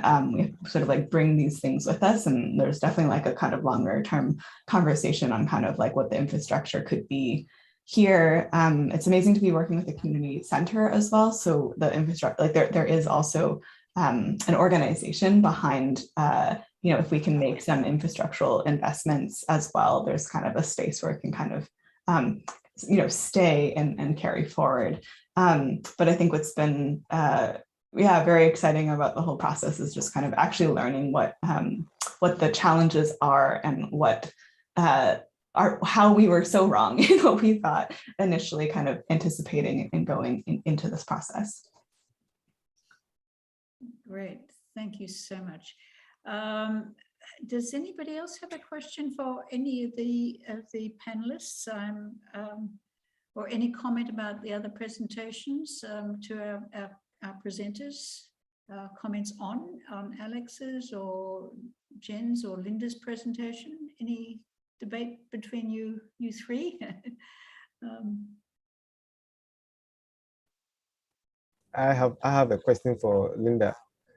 Just whilst she was talking, I was asking myself, so if somebody in Africa wants to use such a system for discussion, do you have a system where the in terms of data requirement for such activity is minimized? Because even right now, whilst I'm having the video presentation, when all the cameras goes on, the network availability here will go down. So is there, what stage are you in terms of making this available to all, leaving no one behind?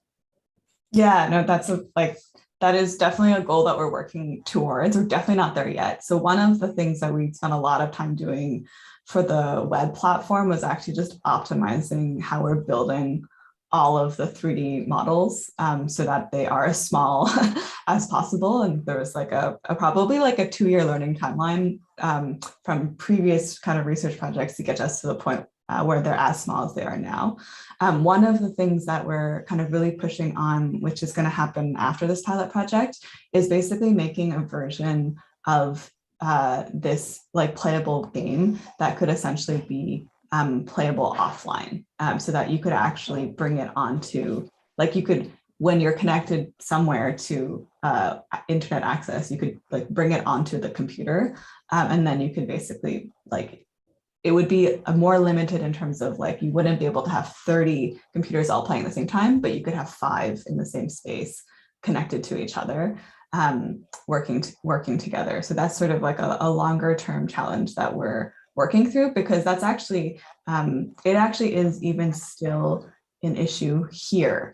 So when we're playing here in person, we're actually having to basically Ethernet connect every single device, because there is not actually Wi-Fi available that would even like run basic. I couldn't run this call on Wi-Fi in that space, and so it's been a new challenge that we have actually learned is crucial in this process. And I think the other part of it is also kind of learning about how much of Chinatown is actually disconnected from any kind of access at all in terms of internet connection, or even just like phone connection. Like how many folks really rely on just having to meet in person. So I think that's definitely also changed kind of the course of how we're thinking about access to some of these platforms as well. So still working towards it, but definitely like something that we're quite critical of as well, and looking to kind of find other pathways moving forward. Thank you. I think we have a question from Juan Lu. Oh, I had thought, just to follow up this issue of really about basic infrastructure. That is quite interesting that, for example, in the context that Jennifer and Alexander are working in Latin America and in Africa, and many places in Southeast Asia and Asia that I'm familiar with, basic infrastructure is water, is electricity for light, it is basic sanitation, it is shelter.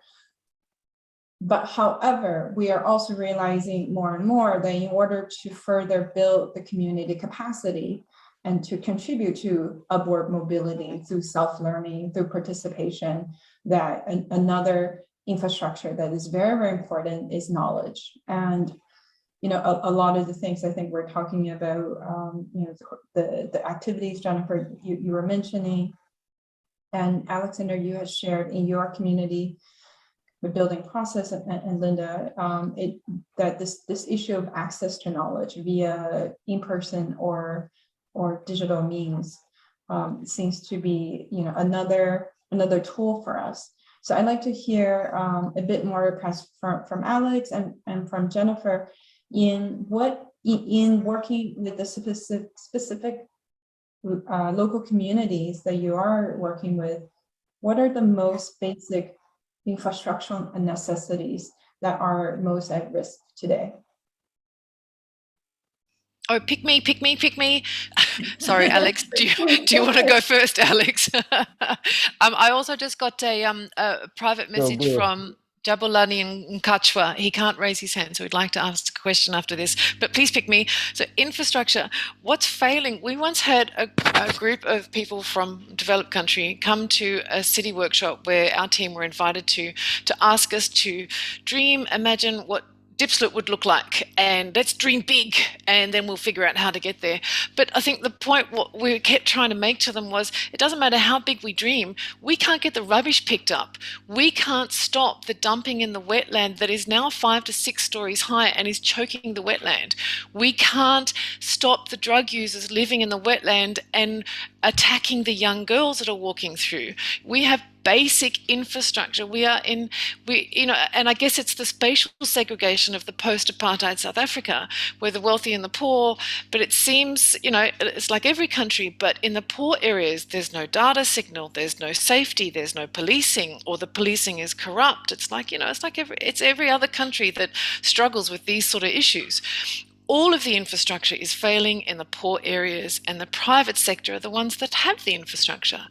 I can't think of a single thing that actually functions really well in the spaces that we work in all the time, unless it's run by the private sector. And whether it's the taxi industry by the lower income private sector or the very fancy diamonds coming through and the golds, it doesn't matter. If the private sector pays, it works, and the public sector pays, it only works in the fancy spaces. Thank you. Thank you, Jennifer. You're very energetic for being 2 a.m. wherever you were in your place. Thank you for that. Alex? It's toilet talk. It always makes me excited. Alex, could you have to respond? Yeah. And then we have one question from Reese. And Reese, after this, can you unmute yourself and ask your question? One of the things that we have learned working with these communities, as I've already said, is building capacity. And building capacity, what we realize is that most at times when these projects are getting to the community, for example, one of the projects that we're working on, they wanted to bring electricity, and thinking that when you bring in electricity, the people get other things and they develop, realizing that the light will come and they will not be able to pay for the electricity that is in there. So we realize that it's not just electricity, but rather making sure that the ability to earn with little, that's the entrepreneurial spirit, the entrepreneurship, so that if somebody has $5 to live on in 1 week, how can he turn over the $5 with the farm or the whatever that he has to be able to? So what we decided to do is that frugal innovations is one of the key things that we are building capacities of these communities. How do you make more from the little that we have? And in our stakeholder engagement that we had at Chibi, we tried to explain to them about digital economy and how all these things, but we broke it down to the fact that how do we use digitalization to help the hairdresser, to make sure that the hairdresser is able to get work done and make profit? How do we get digitalization to make sure that the taxi driver or the palm wine tapper, the one who actually make local wine, also make money from the digital economy? So these are some of the things. How do we build capacities in this format? And the other key thing is also how do we make these communities, these projects politically resilient? And so in Ghana, we have two major political fronts, the NDC, the MPP. So in choosing the communities, we chose one from the current regime, the other from the opposition, and the another one from the neutral, so that no matter whichever government that is in power, as a university, we will still have the resilience in terms of political resilience that we need to make sure that the project runs. Most of the times when the government or regime changes, whichever project that you are having in a particular region can also come to a standstill. So one of the strategies that we put in place to resist this type of changes and shocks for projects, which is ongoing with other international collaboration, is to make it politically resilient. Thank you. Okay, thank you very much. There's a question in the chat from Reese Young, who can't unmute. And the question is that being that working with community can be such a learning as you go process, how do you appropriately scale or plan for the future phasing of projects? Anybody like to pick that one up?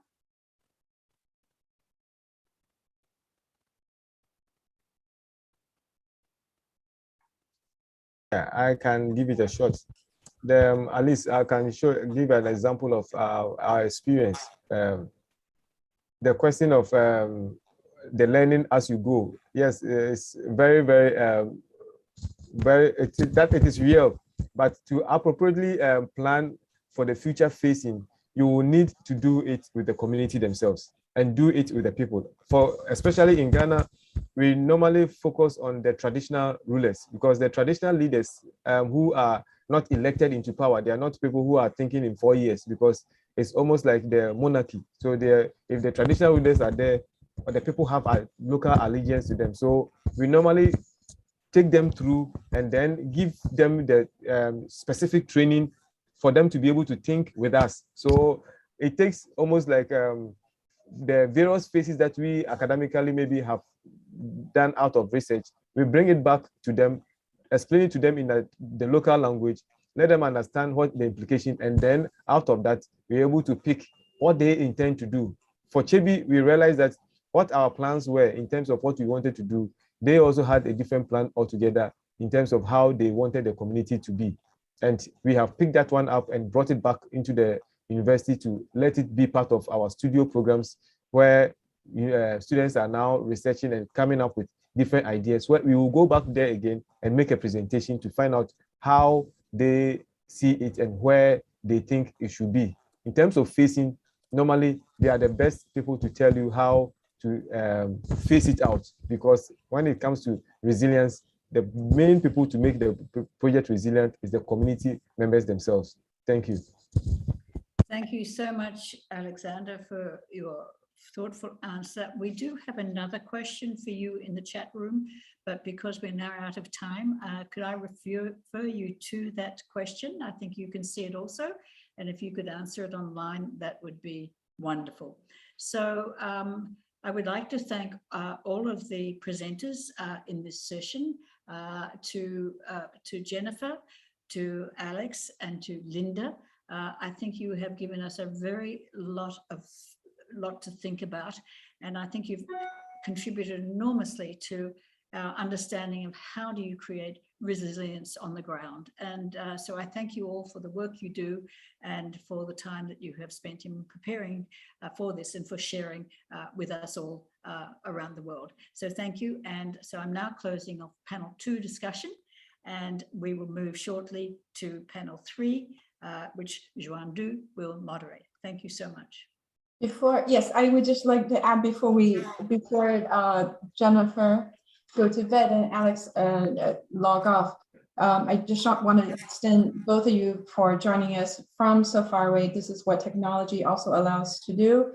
I also wanted to let our audience know, and perhaps Alex, if there's any students from KNUST, from your community that is in our participant, is that this summer, Daniel's faculty at UT is collaborating with Alexander and with his institution of KNUST to launch a joint summer project that is long-term, so that we hope to be able to have Ghana students to come to Toronto during the summers for study and internship, as well as for University of Toronto, Daniel's faculty students to go and actually contribute to the community building projects that Alexander is leading with his group and his community. So we're very much looking forward to that, Alex. Thank you. And Jennifer, I hope we can also speak soon after, and we have many students who will also love to be able to contribute with you and to continue to improve infrastructure, especially on the toilets. So thank you so much. Yay, thank you everyone. Okay, so we will now. Thanks, Alex. And thank you, Linda, for joining us from down the street. And as I had participated in the talk that you had organized last night on Chinatown, it's so exciting, and we look forward to as well participating and contributing to it as a school, and me as an individual, a new fan of Toronto's Chinatown as well. Thanks for having me. Thank you. So we now will move to our third and final panel for this symposium on community and housing. I am delighted to introduce you to our 3 speakers, who are Teresa Williamson of Catholic Communities in Rio de Janeiro, Jet Lung of Cave Urban in Sydney, and Matthew Hickey of Truro Architect based in Toronto. And first, let's take a look at the question that we posed to our panelists, and that we would like to also invite our audience members to be able to follow along and think about it from your side. The question is, how could practitioners, researchers, and policymakers engage with the communities in need to seek solutions towards housing that is affordable, accessible, healthy, safe, sustainable, well-designed, and proximate to civic amenities? Can the SDGs help? And the emphasis is on engagement with communities in need in this point. And I think we're all interested to really explore, how do we design with communities rather than just for them?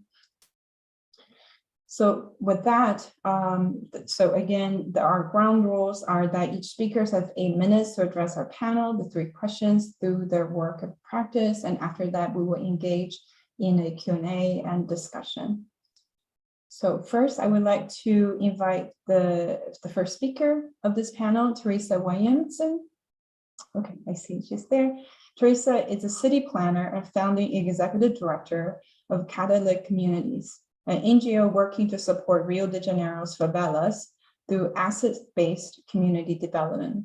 She received the 2018 American Society of Rio Prize for her contributions to the city and the 2012 NAHRO Award for her contributions to the international housing debate. Welcome, Teresa. Thank you so much.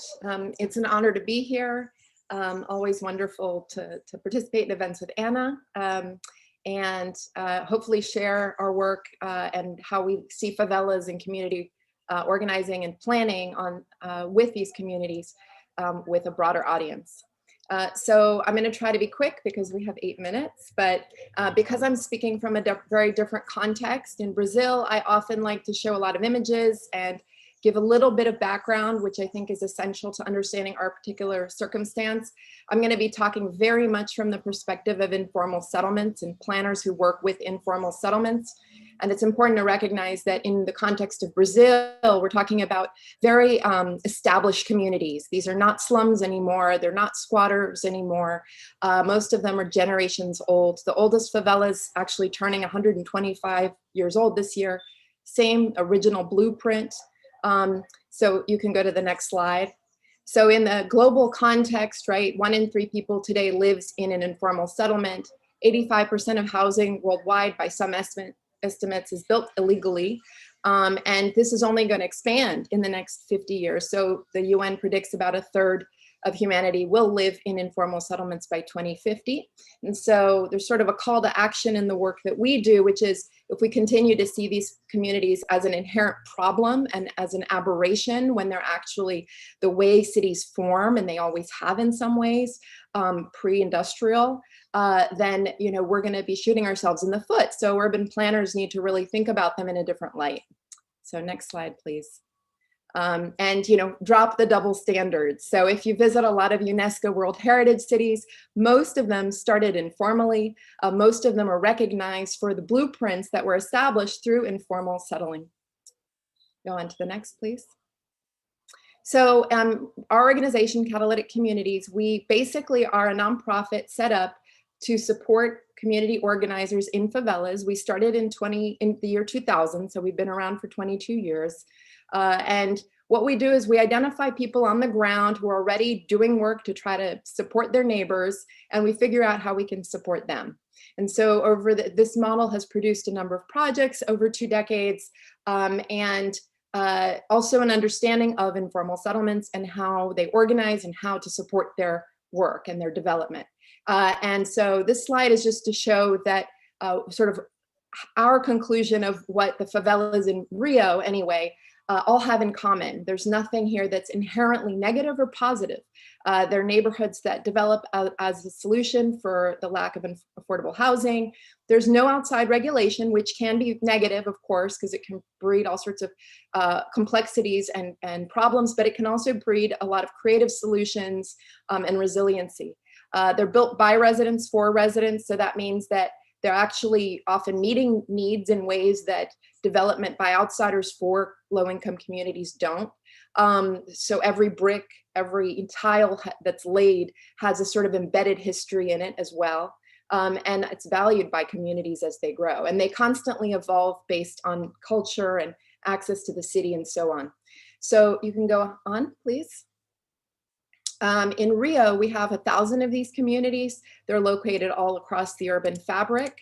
And 24% of people in Rio live in these communities. It's also important to recognize that they have a strong history going back to, that they're a product of Brazil's legacy from slavery. Favelas in Rio are predominantly Black neighborhoods. In the city that was the largest, Rio was the largest slave port in history. And so a lot of the reason they still exist after so many generations is because of policies of neglect and repression in these areas. Go ahead. Yet, despite all of that, right? Oh, sorry, before I talk about that, this slide is, I think, really useful for us as planners and people working in these communities, and to be honest, anywhere, and even with individuals, just to look at the way government programs typically handle informal settlements or low-income communities pretty much anywhere on the left, and the way an asset-based community development approach looks at these communities. So our work is very much from an asset-based community development approach framework. I'll share the slides in the chat after, so anyone who wants to dig in deeper can. But essentially, we look at communities through the qualities that have been developed over time, and we work with residents based on their demands. We recognize residents as the developing people as the aim, rather than developing the territory, which is often the aim of urban planning. Go ahead. And so in the context of Rio, I mentioned we have 100+ years of these policies of neglect, repression. The favelas have nonetheless developed to some extent, really on their own, except for a few examples of urban policy over the years. Yet they developed all sorts of qualities that we can recognize as urban planners. A few years ago, during the Olympic buildup, the Olympic Village was actually recognized as a LEED neighborhood development certified site. We worked with one of the LEED ND architects of the LEED ND certification itself to do a similar study of a favela nearby. And we actually found that the favela nearby, which is a particularly livable community called Asa Branca, would rank higher on some of the low tech elements, right? So neighborhood pattern, location and linkages, that kind of thing. Go ahead. And there are a number of qualities that favelas in Rio, have that planners are trying to build into cities, right? Affordable housing, responsive architecture, low social isolation in non-COVID times, right?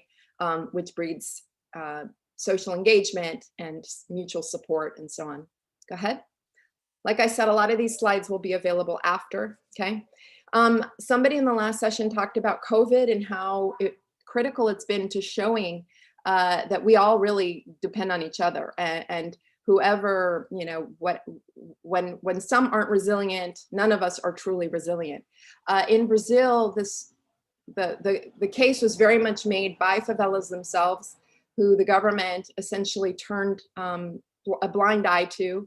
And yet they organized themselves. This is a community in São Paulo that actually organized block watches. They would make sure everybody had the resources they need to get through the pandemic, the information they needed. They even rented ambulances so the community would have access. They did a huge campaign, but that wasn't just them. Go ahead. It was really communities across Brazil. In Rio, we worked across 24 organizations within favelas, actually collecting data on COVID. These are community groups collecting data in the absence of government. Go ahead. And built the COVID-19 in favelas unified dashboard. So the most robust data about the impact of COVID-19 in the favelas of Rio, which were one of the hardest hit areas in the world, came from communities organizing data collection and also new forms of harnessing data from government records. Since government records didn't have favela specific data, we had to estimate by zip code and so on. Go ahead. So the question, I guess something that, well, I think it would be good to have more questions in the Q&A, but basically what I think Rio shows is that if we invested in decentralized planning, and again, there's a lot to go over, so I'm trying to keep to the limit, so I'm going to end now. But if Rio is an example, right, of what communities can do in the absence of government, and when government does come in here, typically it's not helpful. Even when policies are passed, it was mentioned in the last session, we can have human rights on the books, but that doesn't mean they're implemented. Right? So it's absolutely critical, especially in informal settlements that have self-built over time, that they control their own destiny, and that we as planners and others are actually there as supporters of that vision and their community assets. I think there might be one more slide. Oh no, sorry, there's a couple more. Shoot, we're over time. Okay, I forgot to, I'm sorry. Usually that slide comes at the end. Can I go for one more minute? Okay. So just mentioning the Sustainable Favela Network is a network of hundreds of community organizers in Rio working for the sustainable development of their communities. Next slide. We've mapped this network. There are 120 projects on the current map. Go ahead.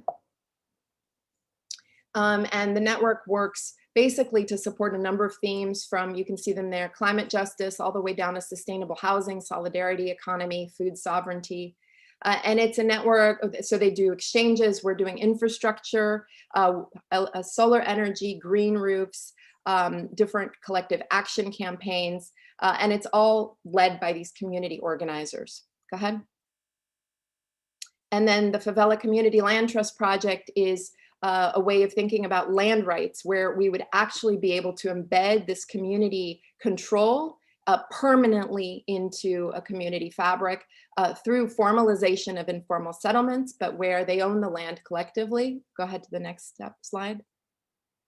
Where they own the land collectively. So this image in the top left is typical private property, which a lot of people in informal settlements are trying to acquire, because that's the only model really that's ever been made available. But now there's a growing movement, which started in Puerto Rico, and it's been going in Kenya, and it's been growing. And in Brazil, it's been expanding the last few years, Bolivia and other countries, to provide collective land titling to the land in informal settlements, so communities can retain their strong community ties and resist real estate speculation as their communities become formalized. Go ahead. So finally, again, concluding, what if we in consolidated self-built communities, the planning processes unfolded in ways that further consolidate and strengthen that community action that's been built over generations, creating a virtuous cycle of resident-led and responsive creative urban development. So thank you. Sorry, I was a little bit jumbled by the slide in the middle. No problem. Thank you so much, Teresa, for bringing us this great presentation and all the wonderful points you made. We are definitely coming to the realization that the informal is in fact the dominant ways in which the world operates. Whether I would argue that it is not only today, it's the way it's always been, and that we have only chose, especially in architecture and planning, to recognize the formal and engage with that. So, you know, all of the wonderful scholarship and community development that has taken place in Brazil, and especially in Brazil, but around Latin America, has really been, I would say, a precedent for many scholars and community workers from around the world. So again, for me, being familiar from the Chinese context, for example, the city that I've been working in Shenzhen, 1 out of every 2 lives in an urban village, which is an essentially self-built illegal housing. And that's a city of 20 million. So we're talking about 10 million population living in affordable housing that was outside of regulation and was built despite of rules and planning. So it is such an important aspect for us to talk about, that when we're talking about housing, especially affordable housing, we must recognize the formal and the informal in any given city. Thank you so much. Next, we have Jed Lung. We want to welcome Jed to joining us. Jed is co-founder of Sydney-based architecture collective Cave Urban, alongside Nisi Long and Juan Pablo Pinto. Utilizing the fluid relationship between art and architecture, Cave Urban explores, creates, and tests new structural systems outside the confines of the architectural profession that emphasizes community engagement and the continuation of vernacular traditions. Welcome, Jed. Thank you. Today, I want to talk to you about something that's evolved out of our practice and in collaboration with another organization in Indonesia, the Environmental Bamboo Foundation. And it's a project that has really been based upon the work of the EBF, who for the last 25 years have been focused upon the restoration of degraded land through the planting of bamboo as part of a diverse forest system. Next slide, please. Next slide. Thanks. So the goal of the EBF is to create new livelihoods through restoring degraded land. And in Indonesia, there is a lot of that. And also they want to make sure they can maintain and ensure the ongoing cultivation and care for a local environment in which their projects are based. So it's a project based upon local engagement and education, where they're establishing village-based industry. And in the case of our project, they're looking to value add to the bamboo that they're growing before they sell it to industry. However, whilst their project has been looking at increasing the supply of bamboo and bamboo products, they also at the same time have needed to find a way to increase demand for bamboo. Next slide, please. And so this is where our collaboration with the EBF has come in, where together we identified housing as a key mechanism for increasing the consumption of bamboo, particularly given that Indonesia has a very large housing deficit that they're seeking to address. However, most of the time, this is taking place through the use of carbon-intensive materials. So, you know, a very famous social housing system that they have is based entirely upon using concrete. And so we're very interested in finding a way to insert bamboo, and particularly laminate bamboo products, into this housing system as a way of displacing, I guess, more traditional industrial materials with higher carbon footprint. And so by processing the bamboo, we're looking to turn it into a laminate material that overcomes some of the existing negative preconceptions about bamboo as a low quality building material. So from this, Rumah Bambu Lestari, or Sustainable Bamboo Housing, was born as a program, and the SDGs have been key to our process the whole way along, because it's allowed us to frame the goals of our project and quantify how we're addressing, I guess, the entire value chain. So we're very interested in looking particularly at how we can bring some of the lessons from the EBF's work with bamboo farmers, establishing these village-based farmer co-ops, and I guess helping them to develop their own production facilities to be able to harvest and then process the bamboo into a semi-finished product, which means by the time that they sell it to manufacturers, they've been able to value add.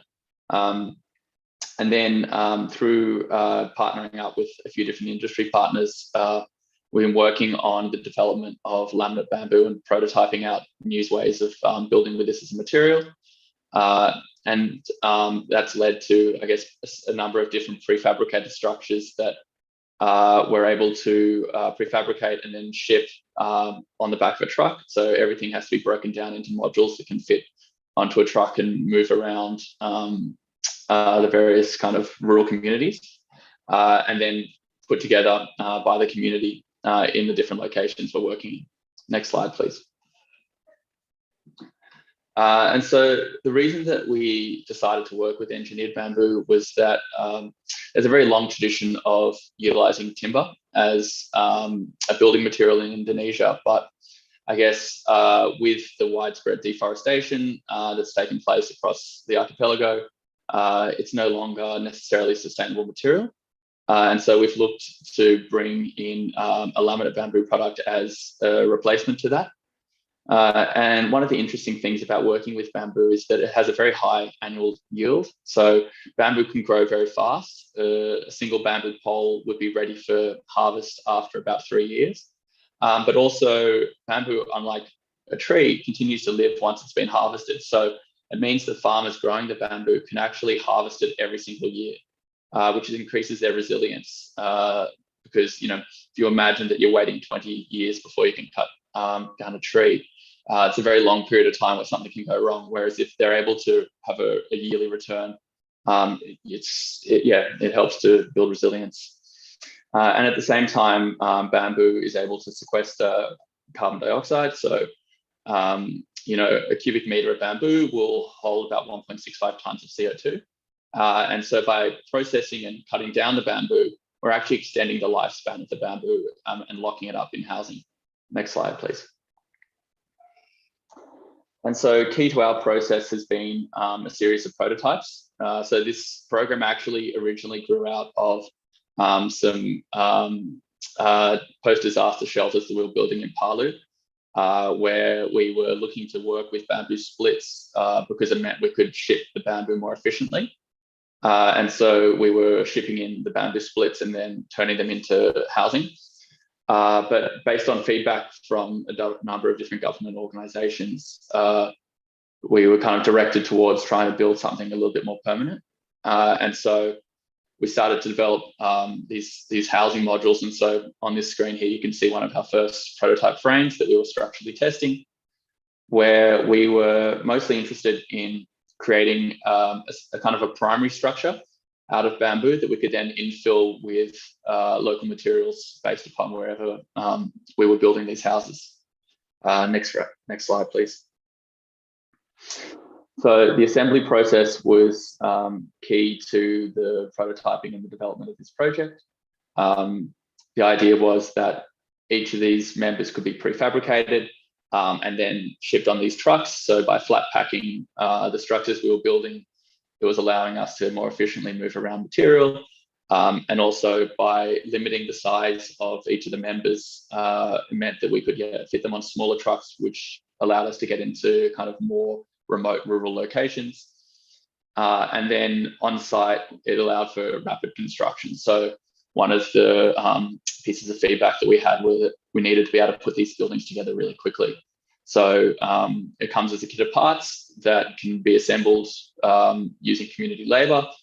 And then once the initial framework is built, it can be infilled. So next slide. Thanks. So in this instance here, this is one of the houses being finished with, you can see some coconut timber for the purlins there, and that's bamboo strips being woven into a ceiling. So again, it's kind of talking to, I guess, the vernacular tradition where you had a primary structural material that would be, I guess, complemented by different local materials. And then the framework, again, was designed as a way of creating a structurally stable system that was tested for earthquake resistance, so that we knew that the primary structure we were building would be able to stand up. And then there's a number of different ways that it could be filled in afterwards. Next slide. And so this is one of the frames once it's up with its roof. This one currently is being clad and having an exterior added to it. But we're very interested in making sure that we could, I guess, build something, but at the same time, really think about the entire value chain. So not only do we end up with a building at the end, we're also thinking about how we can be restoring the local landscape, how we can be introducing a new livelihood that might be based upon, I guess, maintaining and growing the local environment. And then at the end also, building housing that's climatically appropriate and able to hopefully displace some of the more carbon intensive materials. Thanks. Thank you, Jed. Thanks for that wonderful presentation. There's such beauty and dignity to the entire process that you have created. Bamboo being one of the most sustainable and fastest growing materials we can use for building construction, and it is exactly kind of one of these vernacular traditions in Asia and especially Southeast Asia that I'm so happy to see that now there are groups like yours and a few others that is looking at this not only as a building material for construction, but also as a growth material that's growing the communities and getting the local communities to be involved in not only the growth of the material, but also the construction process and the maintenance and et cetera. And that is such a wonderful way forward. And definitely that is taking us into, I think, a new a new phase of architectural participation into the communities. Thanks very much. Oh, thank you. Thanks. So next, for our final and last but not least speaker of this panel, and also at the symposium. No pressure, Matthew. Next, we have Matthew Hickey. Matthew is a Kenyan Kahaka architect belonging to the Six Nations of the Grand River First Nation, with over 16 years of experiences working with Truro Architect, an Indigenous-owned and operated firm here in Toronto. Matthew is also currently contributing to the teaching here at the Daniels faculty at UT. His research looks at the realignment of Western ways of being towards 1,000 years of Indigenous knowledge across our built environments. Welcome, Matthew. Thank you, Dean Du, and thank you to Teresa and Jed for those amazing presentations. Scano, Sego, Segoli, Songwengo, Matthew Giaso, Hatne Zongwegiaso. My name is Matthew Hickey. I'm Gayet Nagehaga, Mohawk from Six Nations. I'm also a practicing architect. We run our office out of Six Nations, which is the largest Indigenous First Nation in Canada. And I'm coming to you from Tree 13, Tekaronto, Dish with One Spoon territory. Before I begin, I usually start my talks out about a little bit of teachings from the Indigenous community or what's happening within the Canadian context. And I had the opportunity to speak at the Interior Design Show yesterday, where I started my talk about clean drinking water, or with the idea of clean drinking water. It's unfortunate to acknowledge this, but we have issues with our First Nations across Canada to this day, some with clean drinking water issues that have been going on for over 25 years. And it's something that we really need to be working on, looking at internally, but it's something that I wanted to bring to the forefront in thinking about how we can be more collected with our community and create better resilience in the North and for our First Nations. So I'm an architect by trade. That's what I do on a daily basis. But today I'm not going to show you any drawings. I'm not going to talk about our work. What I'm really going to speak about is the way that we are trying to shift the paradigm and how we think about architecture. And one of the things that we're seeing that's occurring more and more these days is a realignment of Western ways of knowing and being towards Indigenous ways of knowing and being. This is a graph that we use here on to kind of illustrate this, and with the central ring, the golden ring there being Indigenous values, Indigenous ways of knowing and being, we're seeing over the years a quick realignment, especially these days, about how we're approaching work and how we think about the built environment around us. This is really important for us, and what I'm going to try and do over the next 6 minutes now is to try and frame our approach to Indigenous architecture and the way we think about approaching this work. Next slide, please. I had the opportunity to write an article with the Bentway Conservancy for Azure.com last year, just at the beginning, or actually 2022, at the beginning of COVID. In this article, I talk about the differences between Indigenous and Western ways of knowing and being, and our need to adjust our mindset. So decolonizing the way we think about design and architecture and the processes by which we create the built environment begins with taking humans off the top of the pyramid and placing them as an equal part of the circle. Next slide, please. In colonial ways of knowing and being, there's a hierarchy, sometimes referred to as competitiveness. You're always trying to work your way to the top, but everyone and everything will eventually be below you. This can be related to humanity. We think as humans, we are better than everything else around us, that we are special. In Indigenous ways of knowing and being, we place ourselves as a part of that circle. This is non-hierarchical or non-competitive thinking. We need to understand that humans are no more important than a single drop of rain. This way of thinking informs how we approach our work. Next slide, please. When we think about modern humans, in the scale of the existence of the Earth, we have to understand that we are just a blip on the timeline. We think about water, we think about trees. They've been here for millions of years. They have systems that we don't even understand yet. And yet we are constantly displacing them, controlling them, using them, and treating them as resources. Now, people may think that we are a unique and evolved species, but in reality, we are just a happenstance of genetic mutations that have only proven their worth for a very short period of time. Further, we are the only icon on this page that can easily be removed and the world will still go on. The world does not depend on us. Next slide, please. So what do we do with this way of thinking? So we've been thinking a lot about how do we make cities and urban developments, communities more resilient, stronger, better. So some people would argue that technology is the key to solving these issues. But for us, we think about how do we enact this idea of universal inclusivity to help fix our cities, to help fix our communities, to make them better, to create better ones for everyone and for everything.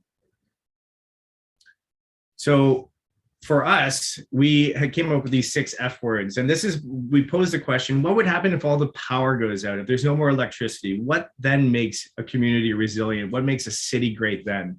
So the 6 F words, food, flora and fauna, family, fun and flexibility. And I'm just gonna go through these quick. Food for us is really important. You know, there's food insecurity that runs rampant across Canada, including in First Nations. And how can we access food in a better way? How can we treat our landscapes as a resource within these urban developments, allow for people to have urban agriculture, to provide space for these, for us to have this sustenance. Flora and fauna, we are nothing without plants and animals around us, and we are constantly displacing these, specifically in urban developments. How can we create place for them, which is not only beneficial for them, but also us as humans? We need these around us. Family for us is really can be translated into community as well. How do we create better communities? Co-living, which I was happy to see, and also multi-generational households, creating space for those types of interactions that we've lost in today's society. Fun for us is about recreation. How do we have cities that allow for us to be able to get outside, to be able to exercise, to be in nature, also spaces for play, places for informal and formal learning. And the last one for us, flexibility. This is about thinking 7 generations ahead, creating cities that are flexible enough that they can adapt to our quickly changing communities and environments.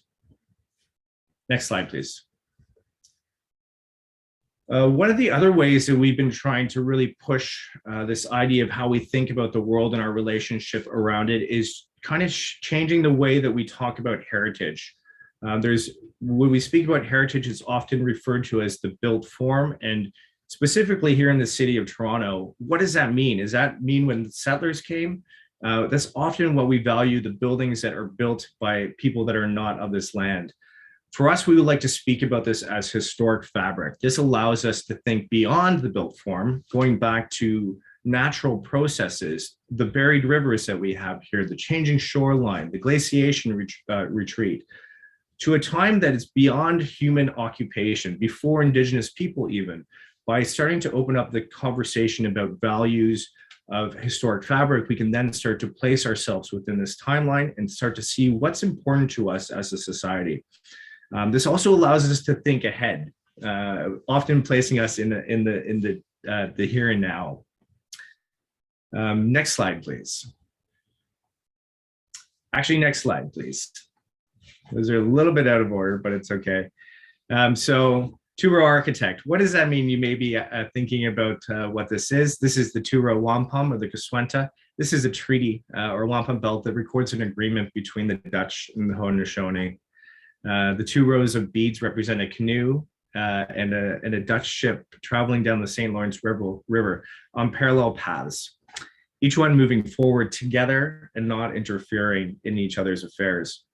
So this is how we like to work at Two Architect, in collaboration, bringing together the strength of Western ways of knowing and being and Indigenous ways of knowing and being so that we can create a better future together.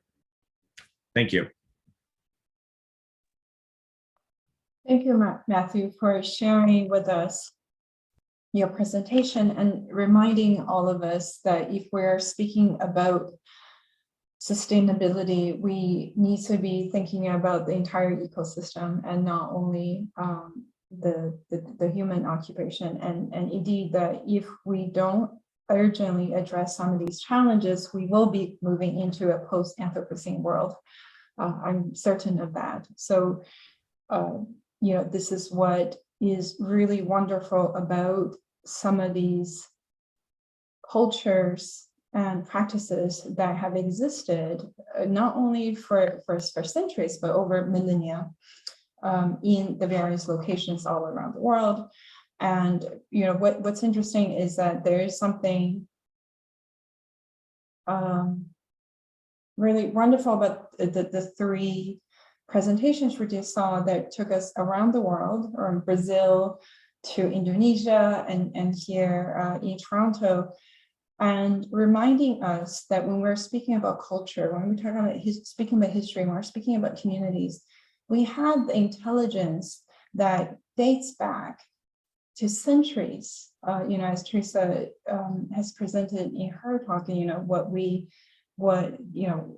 of the favelas and informal settlements, they actually have existed for over 100 years. The urban villages, Teresa, I was mentioning in Shenzhen, have existed, some of them over 1,000 years, but now they're seen as an informal settlement that needs to be demolished. And certainly we know many architectural precedents as using local wood and bamboo, that those cultural practices and construction process that do go back centuries and over millennia.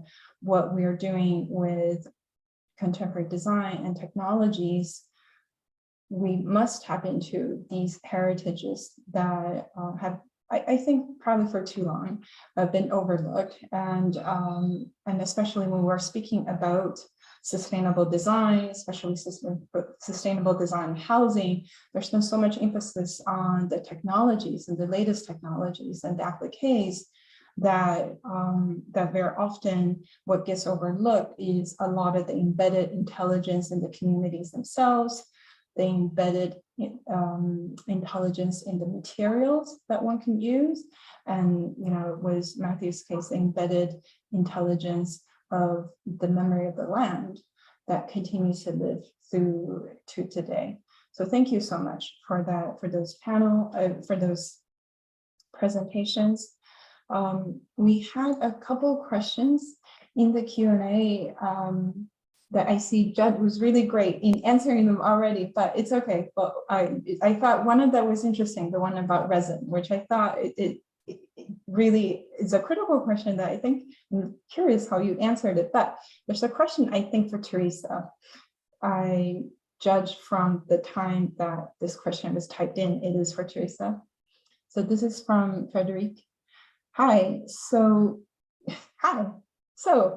if you see this as a system, what is the exchange rate between external and internal factors? And I assume this is a question addressed when you were speaking about the relationships between the favelas and the policies and regulations of the cities at large, of understanding that much of what's happening inside the favelas are community-led as an internal. Okay, so should I try to answer that? Sure, if you would like. Yeah. I'm not quite sure how to answer that. It's definitely a system. I think everything is a system, and everything is part of the same, one system. I think Matthew showed that as well in his presentation. A lot of people talking about interconnectivity. But yeah, no, I think within the relationship between government and favelas is very much one of, at least, I don't know if this is what you're asking, but here in Rio, I mentioned, the history of slavery here and how it really isn't taught. It's not something that's at the tip of people's minds. That's actually shifting now very much in the last few years, actually, strangely, but positively, because it needs to be discussed. And it really is foundational to how the whole city evolved. I mentioned 24% of the population lives in favelas. I didn't show a racial map of the city, but it's an overlay of informal, formal, wealthy, low income. And basically by keeping these communities precarious from a public sector investment perspective, so inadequate sewage, inadequate electricity, et cetera, over so long, inadequate land rights. Sorry about that. They manage, they end up keeping this permanent underclass, the low quality of public education. There are all of these things that sort of maintain this permanent underclass And so it's very hard to break out of this cycle. Anyway, I can go into all of these things for ages, but I don't know if that's what you were talking about. To break out of that now, I think, I don't know if this is true. I don't know what everyone else's perspective on this is, but my feeling is that sort of the more dysfunctional the local government, often the better the local organizing. And so we have incredible grassroots organizations and movements here, and they're all embedded in a really thick network that collaborates intensively. And that's been getting stronger and stronger over the last decade or two. And so there's a lot of hope coming from those sorts of movements and their growth and their visibility through social media and other, venues. Thank you, Teresa. I think the idea of recognizing first that there is exchange is really important, and to recognize the values of those exchange. I think very often one thinks of the exchange between the external, meaning external to informal settlements, towards internal is only one way, but I would argue, and I think Teresa, you're too, that it's two ways, and there's tremendous values that informal settlements have contributed to all cities, and not only the cities that we're discussing today. So Jed, the two questions in the Q&A that was for you, I think it seems like they're two different items, but they're speaking about the same thing, I think, right? One is asking the challenge of resin being an additive substance to this natural material of bamboo, and the other one's questioning, rather than using bamboo its natural form, do the processes of cutting and laminating and forming to utilize to create an extended material product from it for use. I think these two are beyond the technical. I think they are speaking at the heart of this adaptation that we're speaking about, whether it's from the vernacular or from the natural towards it being an instrument of use for design construction. So it'd be great for you to speak about that for all the audience. Yeah, no, definitely. I'm actually writing my PhD on a fairly similar topic right at the moment about all of this, because I am a big fan of using natural bamboo, and that's actually most of my practice. So I'm very interested in the irregularity of bamboo and actually how we create different systems that can account for working with natural materials. But I guess in the instance of this project, I like to think of the way that we're working as complementary to working with a natural material. Natural bamboo has been used for thousands of years in many different vernacular settings. But one of the biggest challenges of working with it is that it's an irregular material. If you think about a tree gets processed into lumber, it gets cut down into dimensioned elements that we can build with. And so with bamboo, it's much harder to do this. So if we were to take a pole out of the forest, it has, obviously very little impact.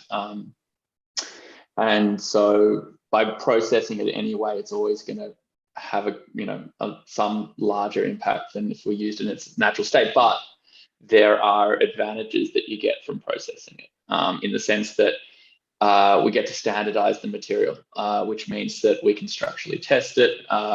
It means that we can, allow for more normative construction practices. So if you think about a natural piece of bamboo, every bit of it is different. Every piece is different. So no two connections are the same. It means every single time you want to make a connection, you have to solve a unique design problem.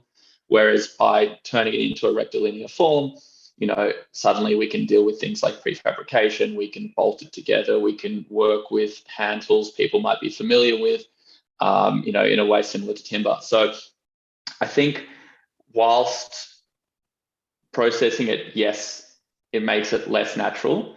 And by using glues, yes, it brings in elements that aren't necessarily fantastic for the environment. I think at the same time, when we start to compare it to other materials, it's still sitting right down in the natural materials end of the scale. And what we gain from processing it is wider acceptance, the use of bamboo in situations that it might not usually be used in. And I think that's a really important thing. So it's really easy sometimes for us to, especially when we're talking about natural materials, to kind of play one off against each other as if one is better than another. Whereas I think we want to think about diversity. We want to think that materials can be complementary to each other, and that there's actually a plurality of ways in which materials are used. And so it's actually about responding to that particular situation.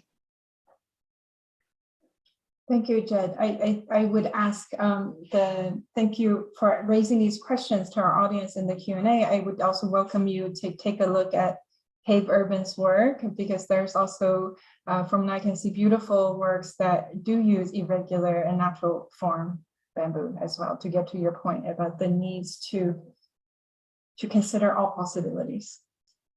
So we have a question in the Q&A also for Matthew.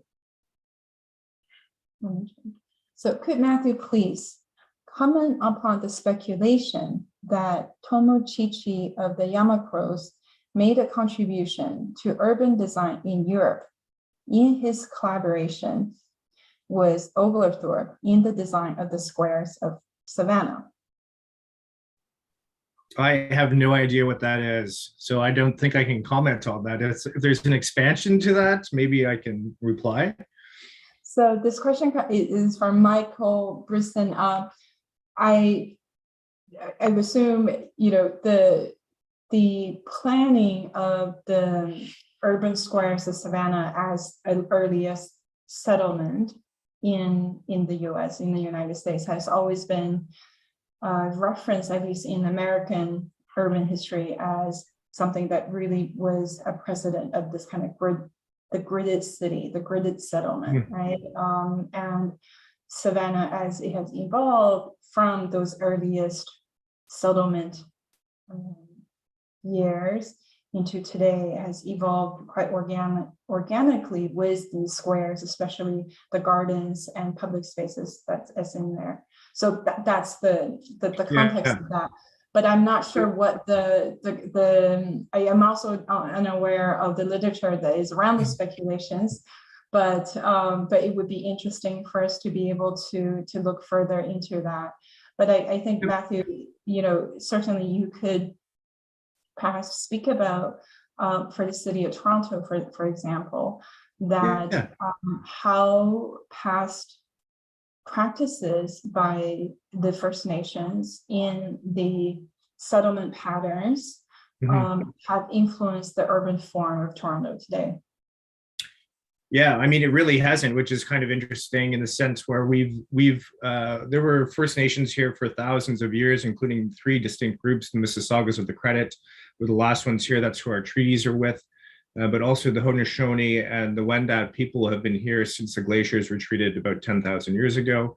There's evidence of their existence in this place over 8,000 years ago. And if we take a look at the mapping of where they lived, it was all along the rivers and tributaries, a lot of which in Toronto are now buried and underground, have been piped in.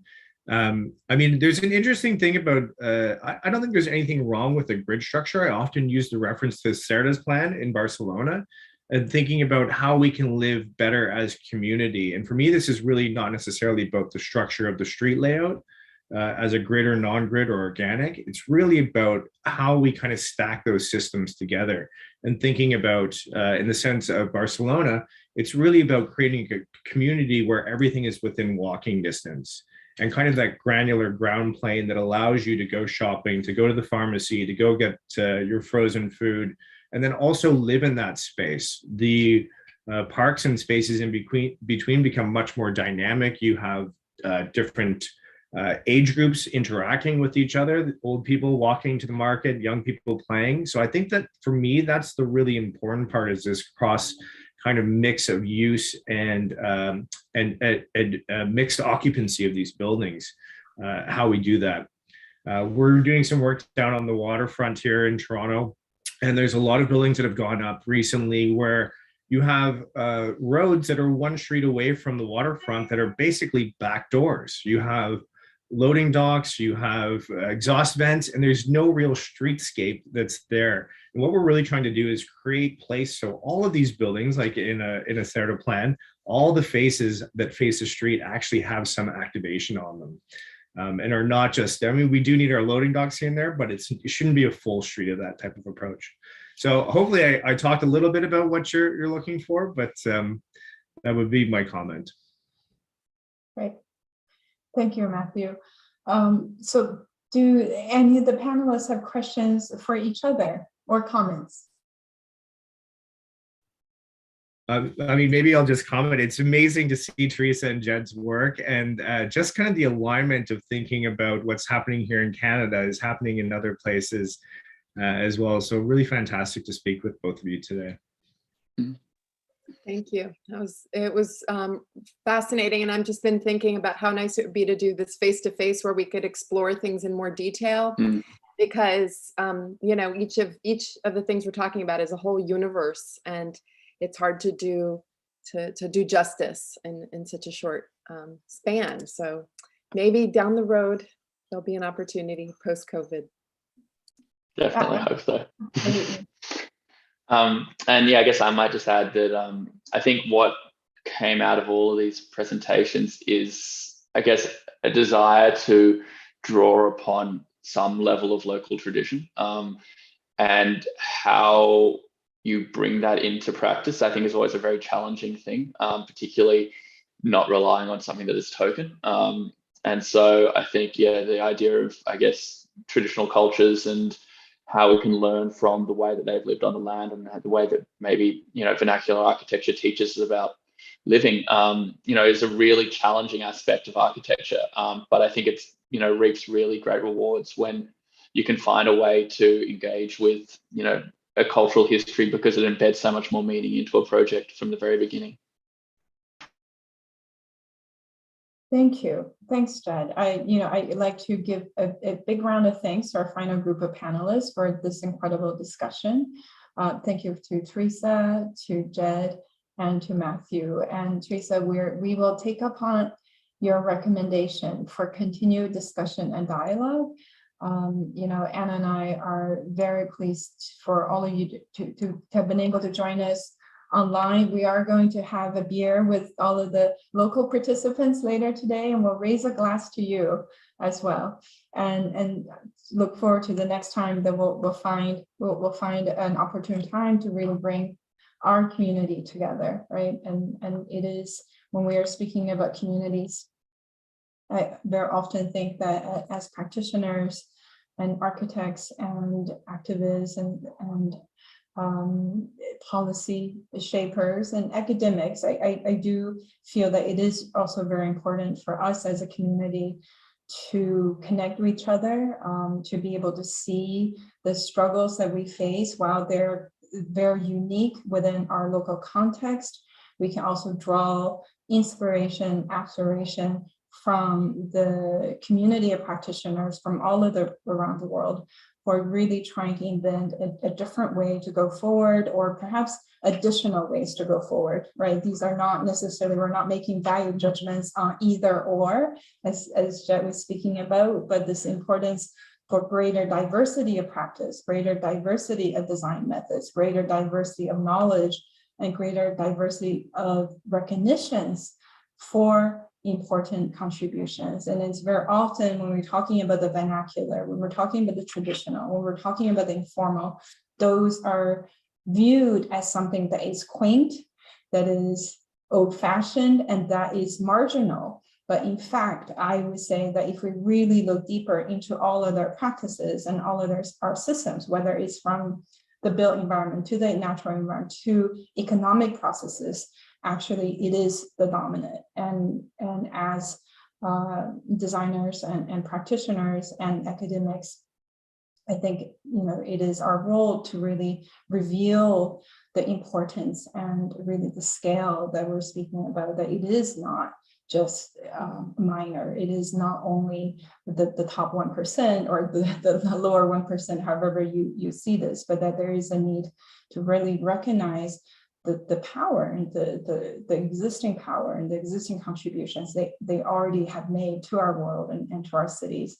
And that if we're looking at strategies for the design for resilient communities, that we should definitely be tapping into all of those as well. Thank you very much. So I'm going to invite Anna to come back to join me for our concluding remarks. First of all, I really want to be able to just take a moment to thank all of our panelists who's joined us from all of these different time zones and various states. Thank you to Andrew, Sapriya, Dory, Jennifer, Alexander, Linda, Teresa, Jed, and Matthew. We hope that you have also enjoyed the conversation. I want to thank all of the participants. I see we still have a number of participants. We haven't lost you at the end of 3 hours, which is a really great sign to see. I'm informed that we also have an audience following on YouTube Live as well.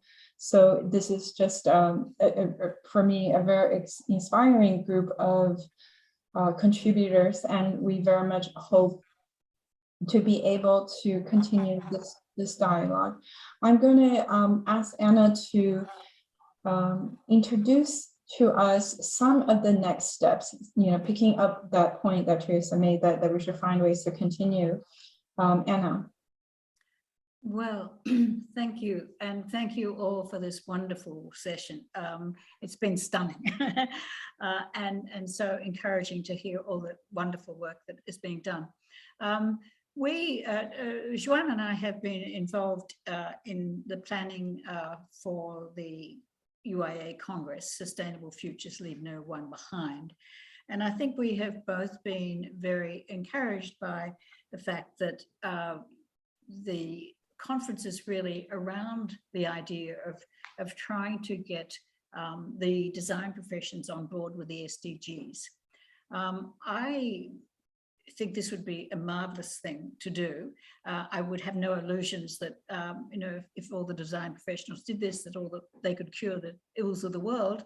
But I think it would be an incredibly important first step, and a step that goes beyond some of the other frameworks, the other sustainability frameworks, because they are so intensely broad.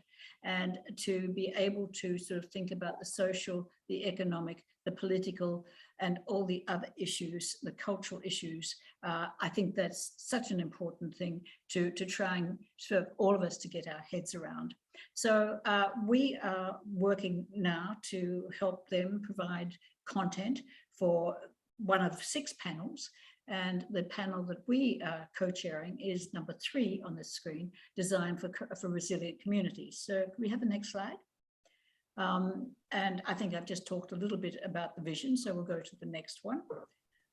Here we have the members of this different scientific committee, and on the left you can see who all these people are. You may recognize some of them.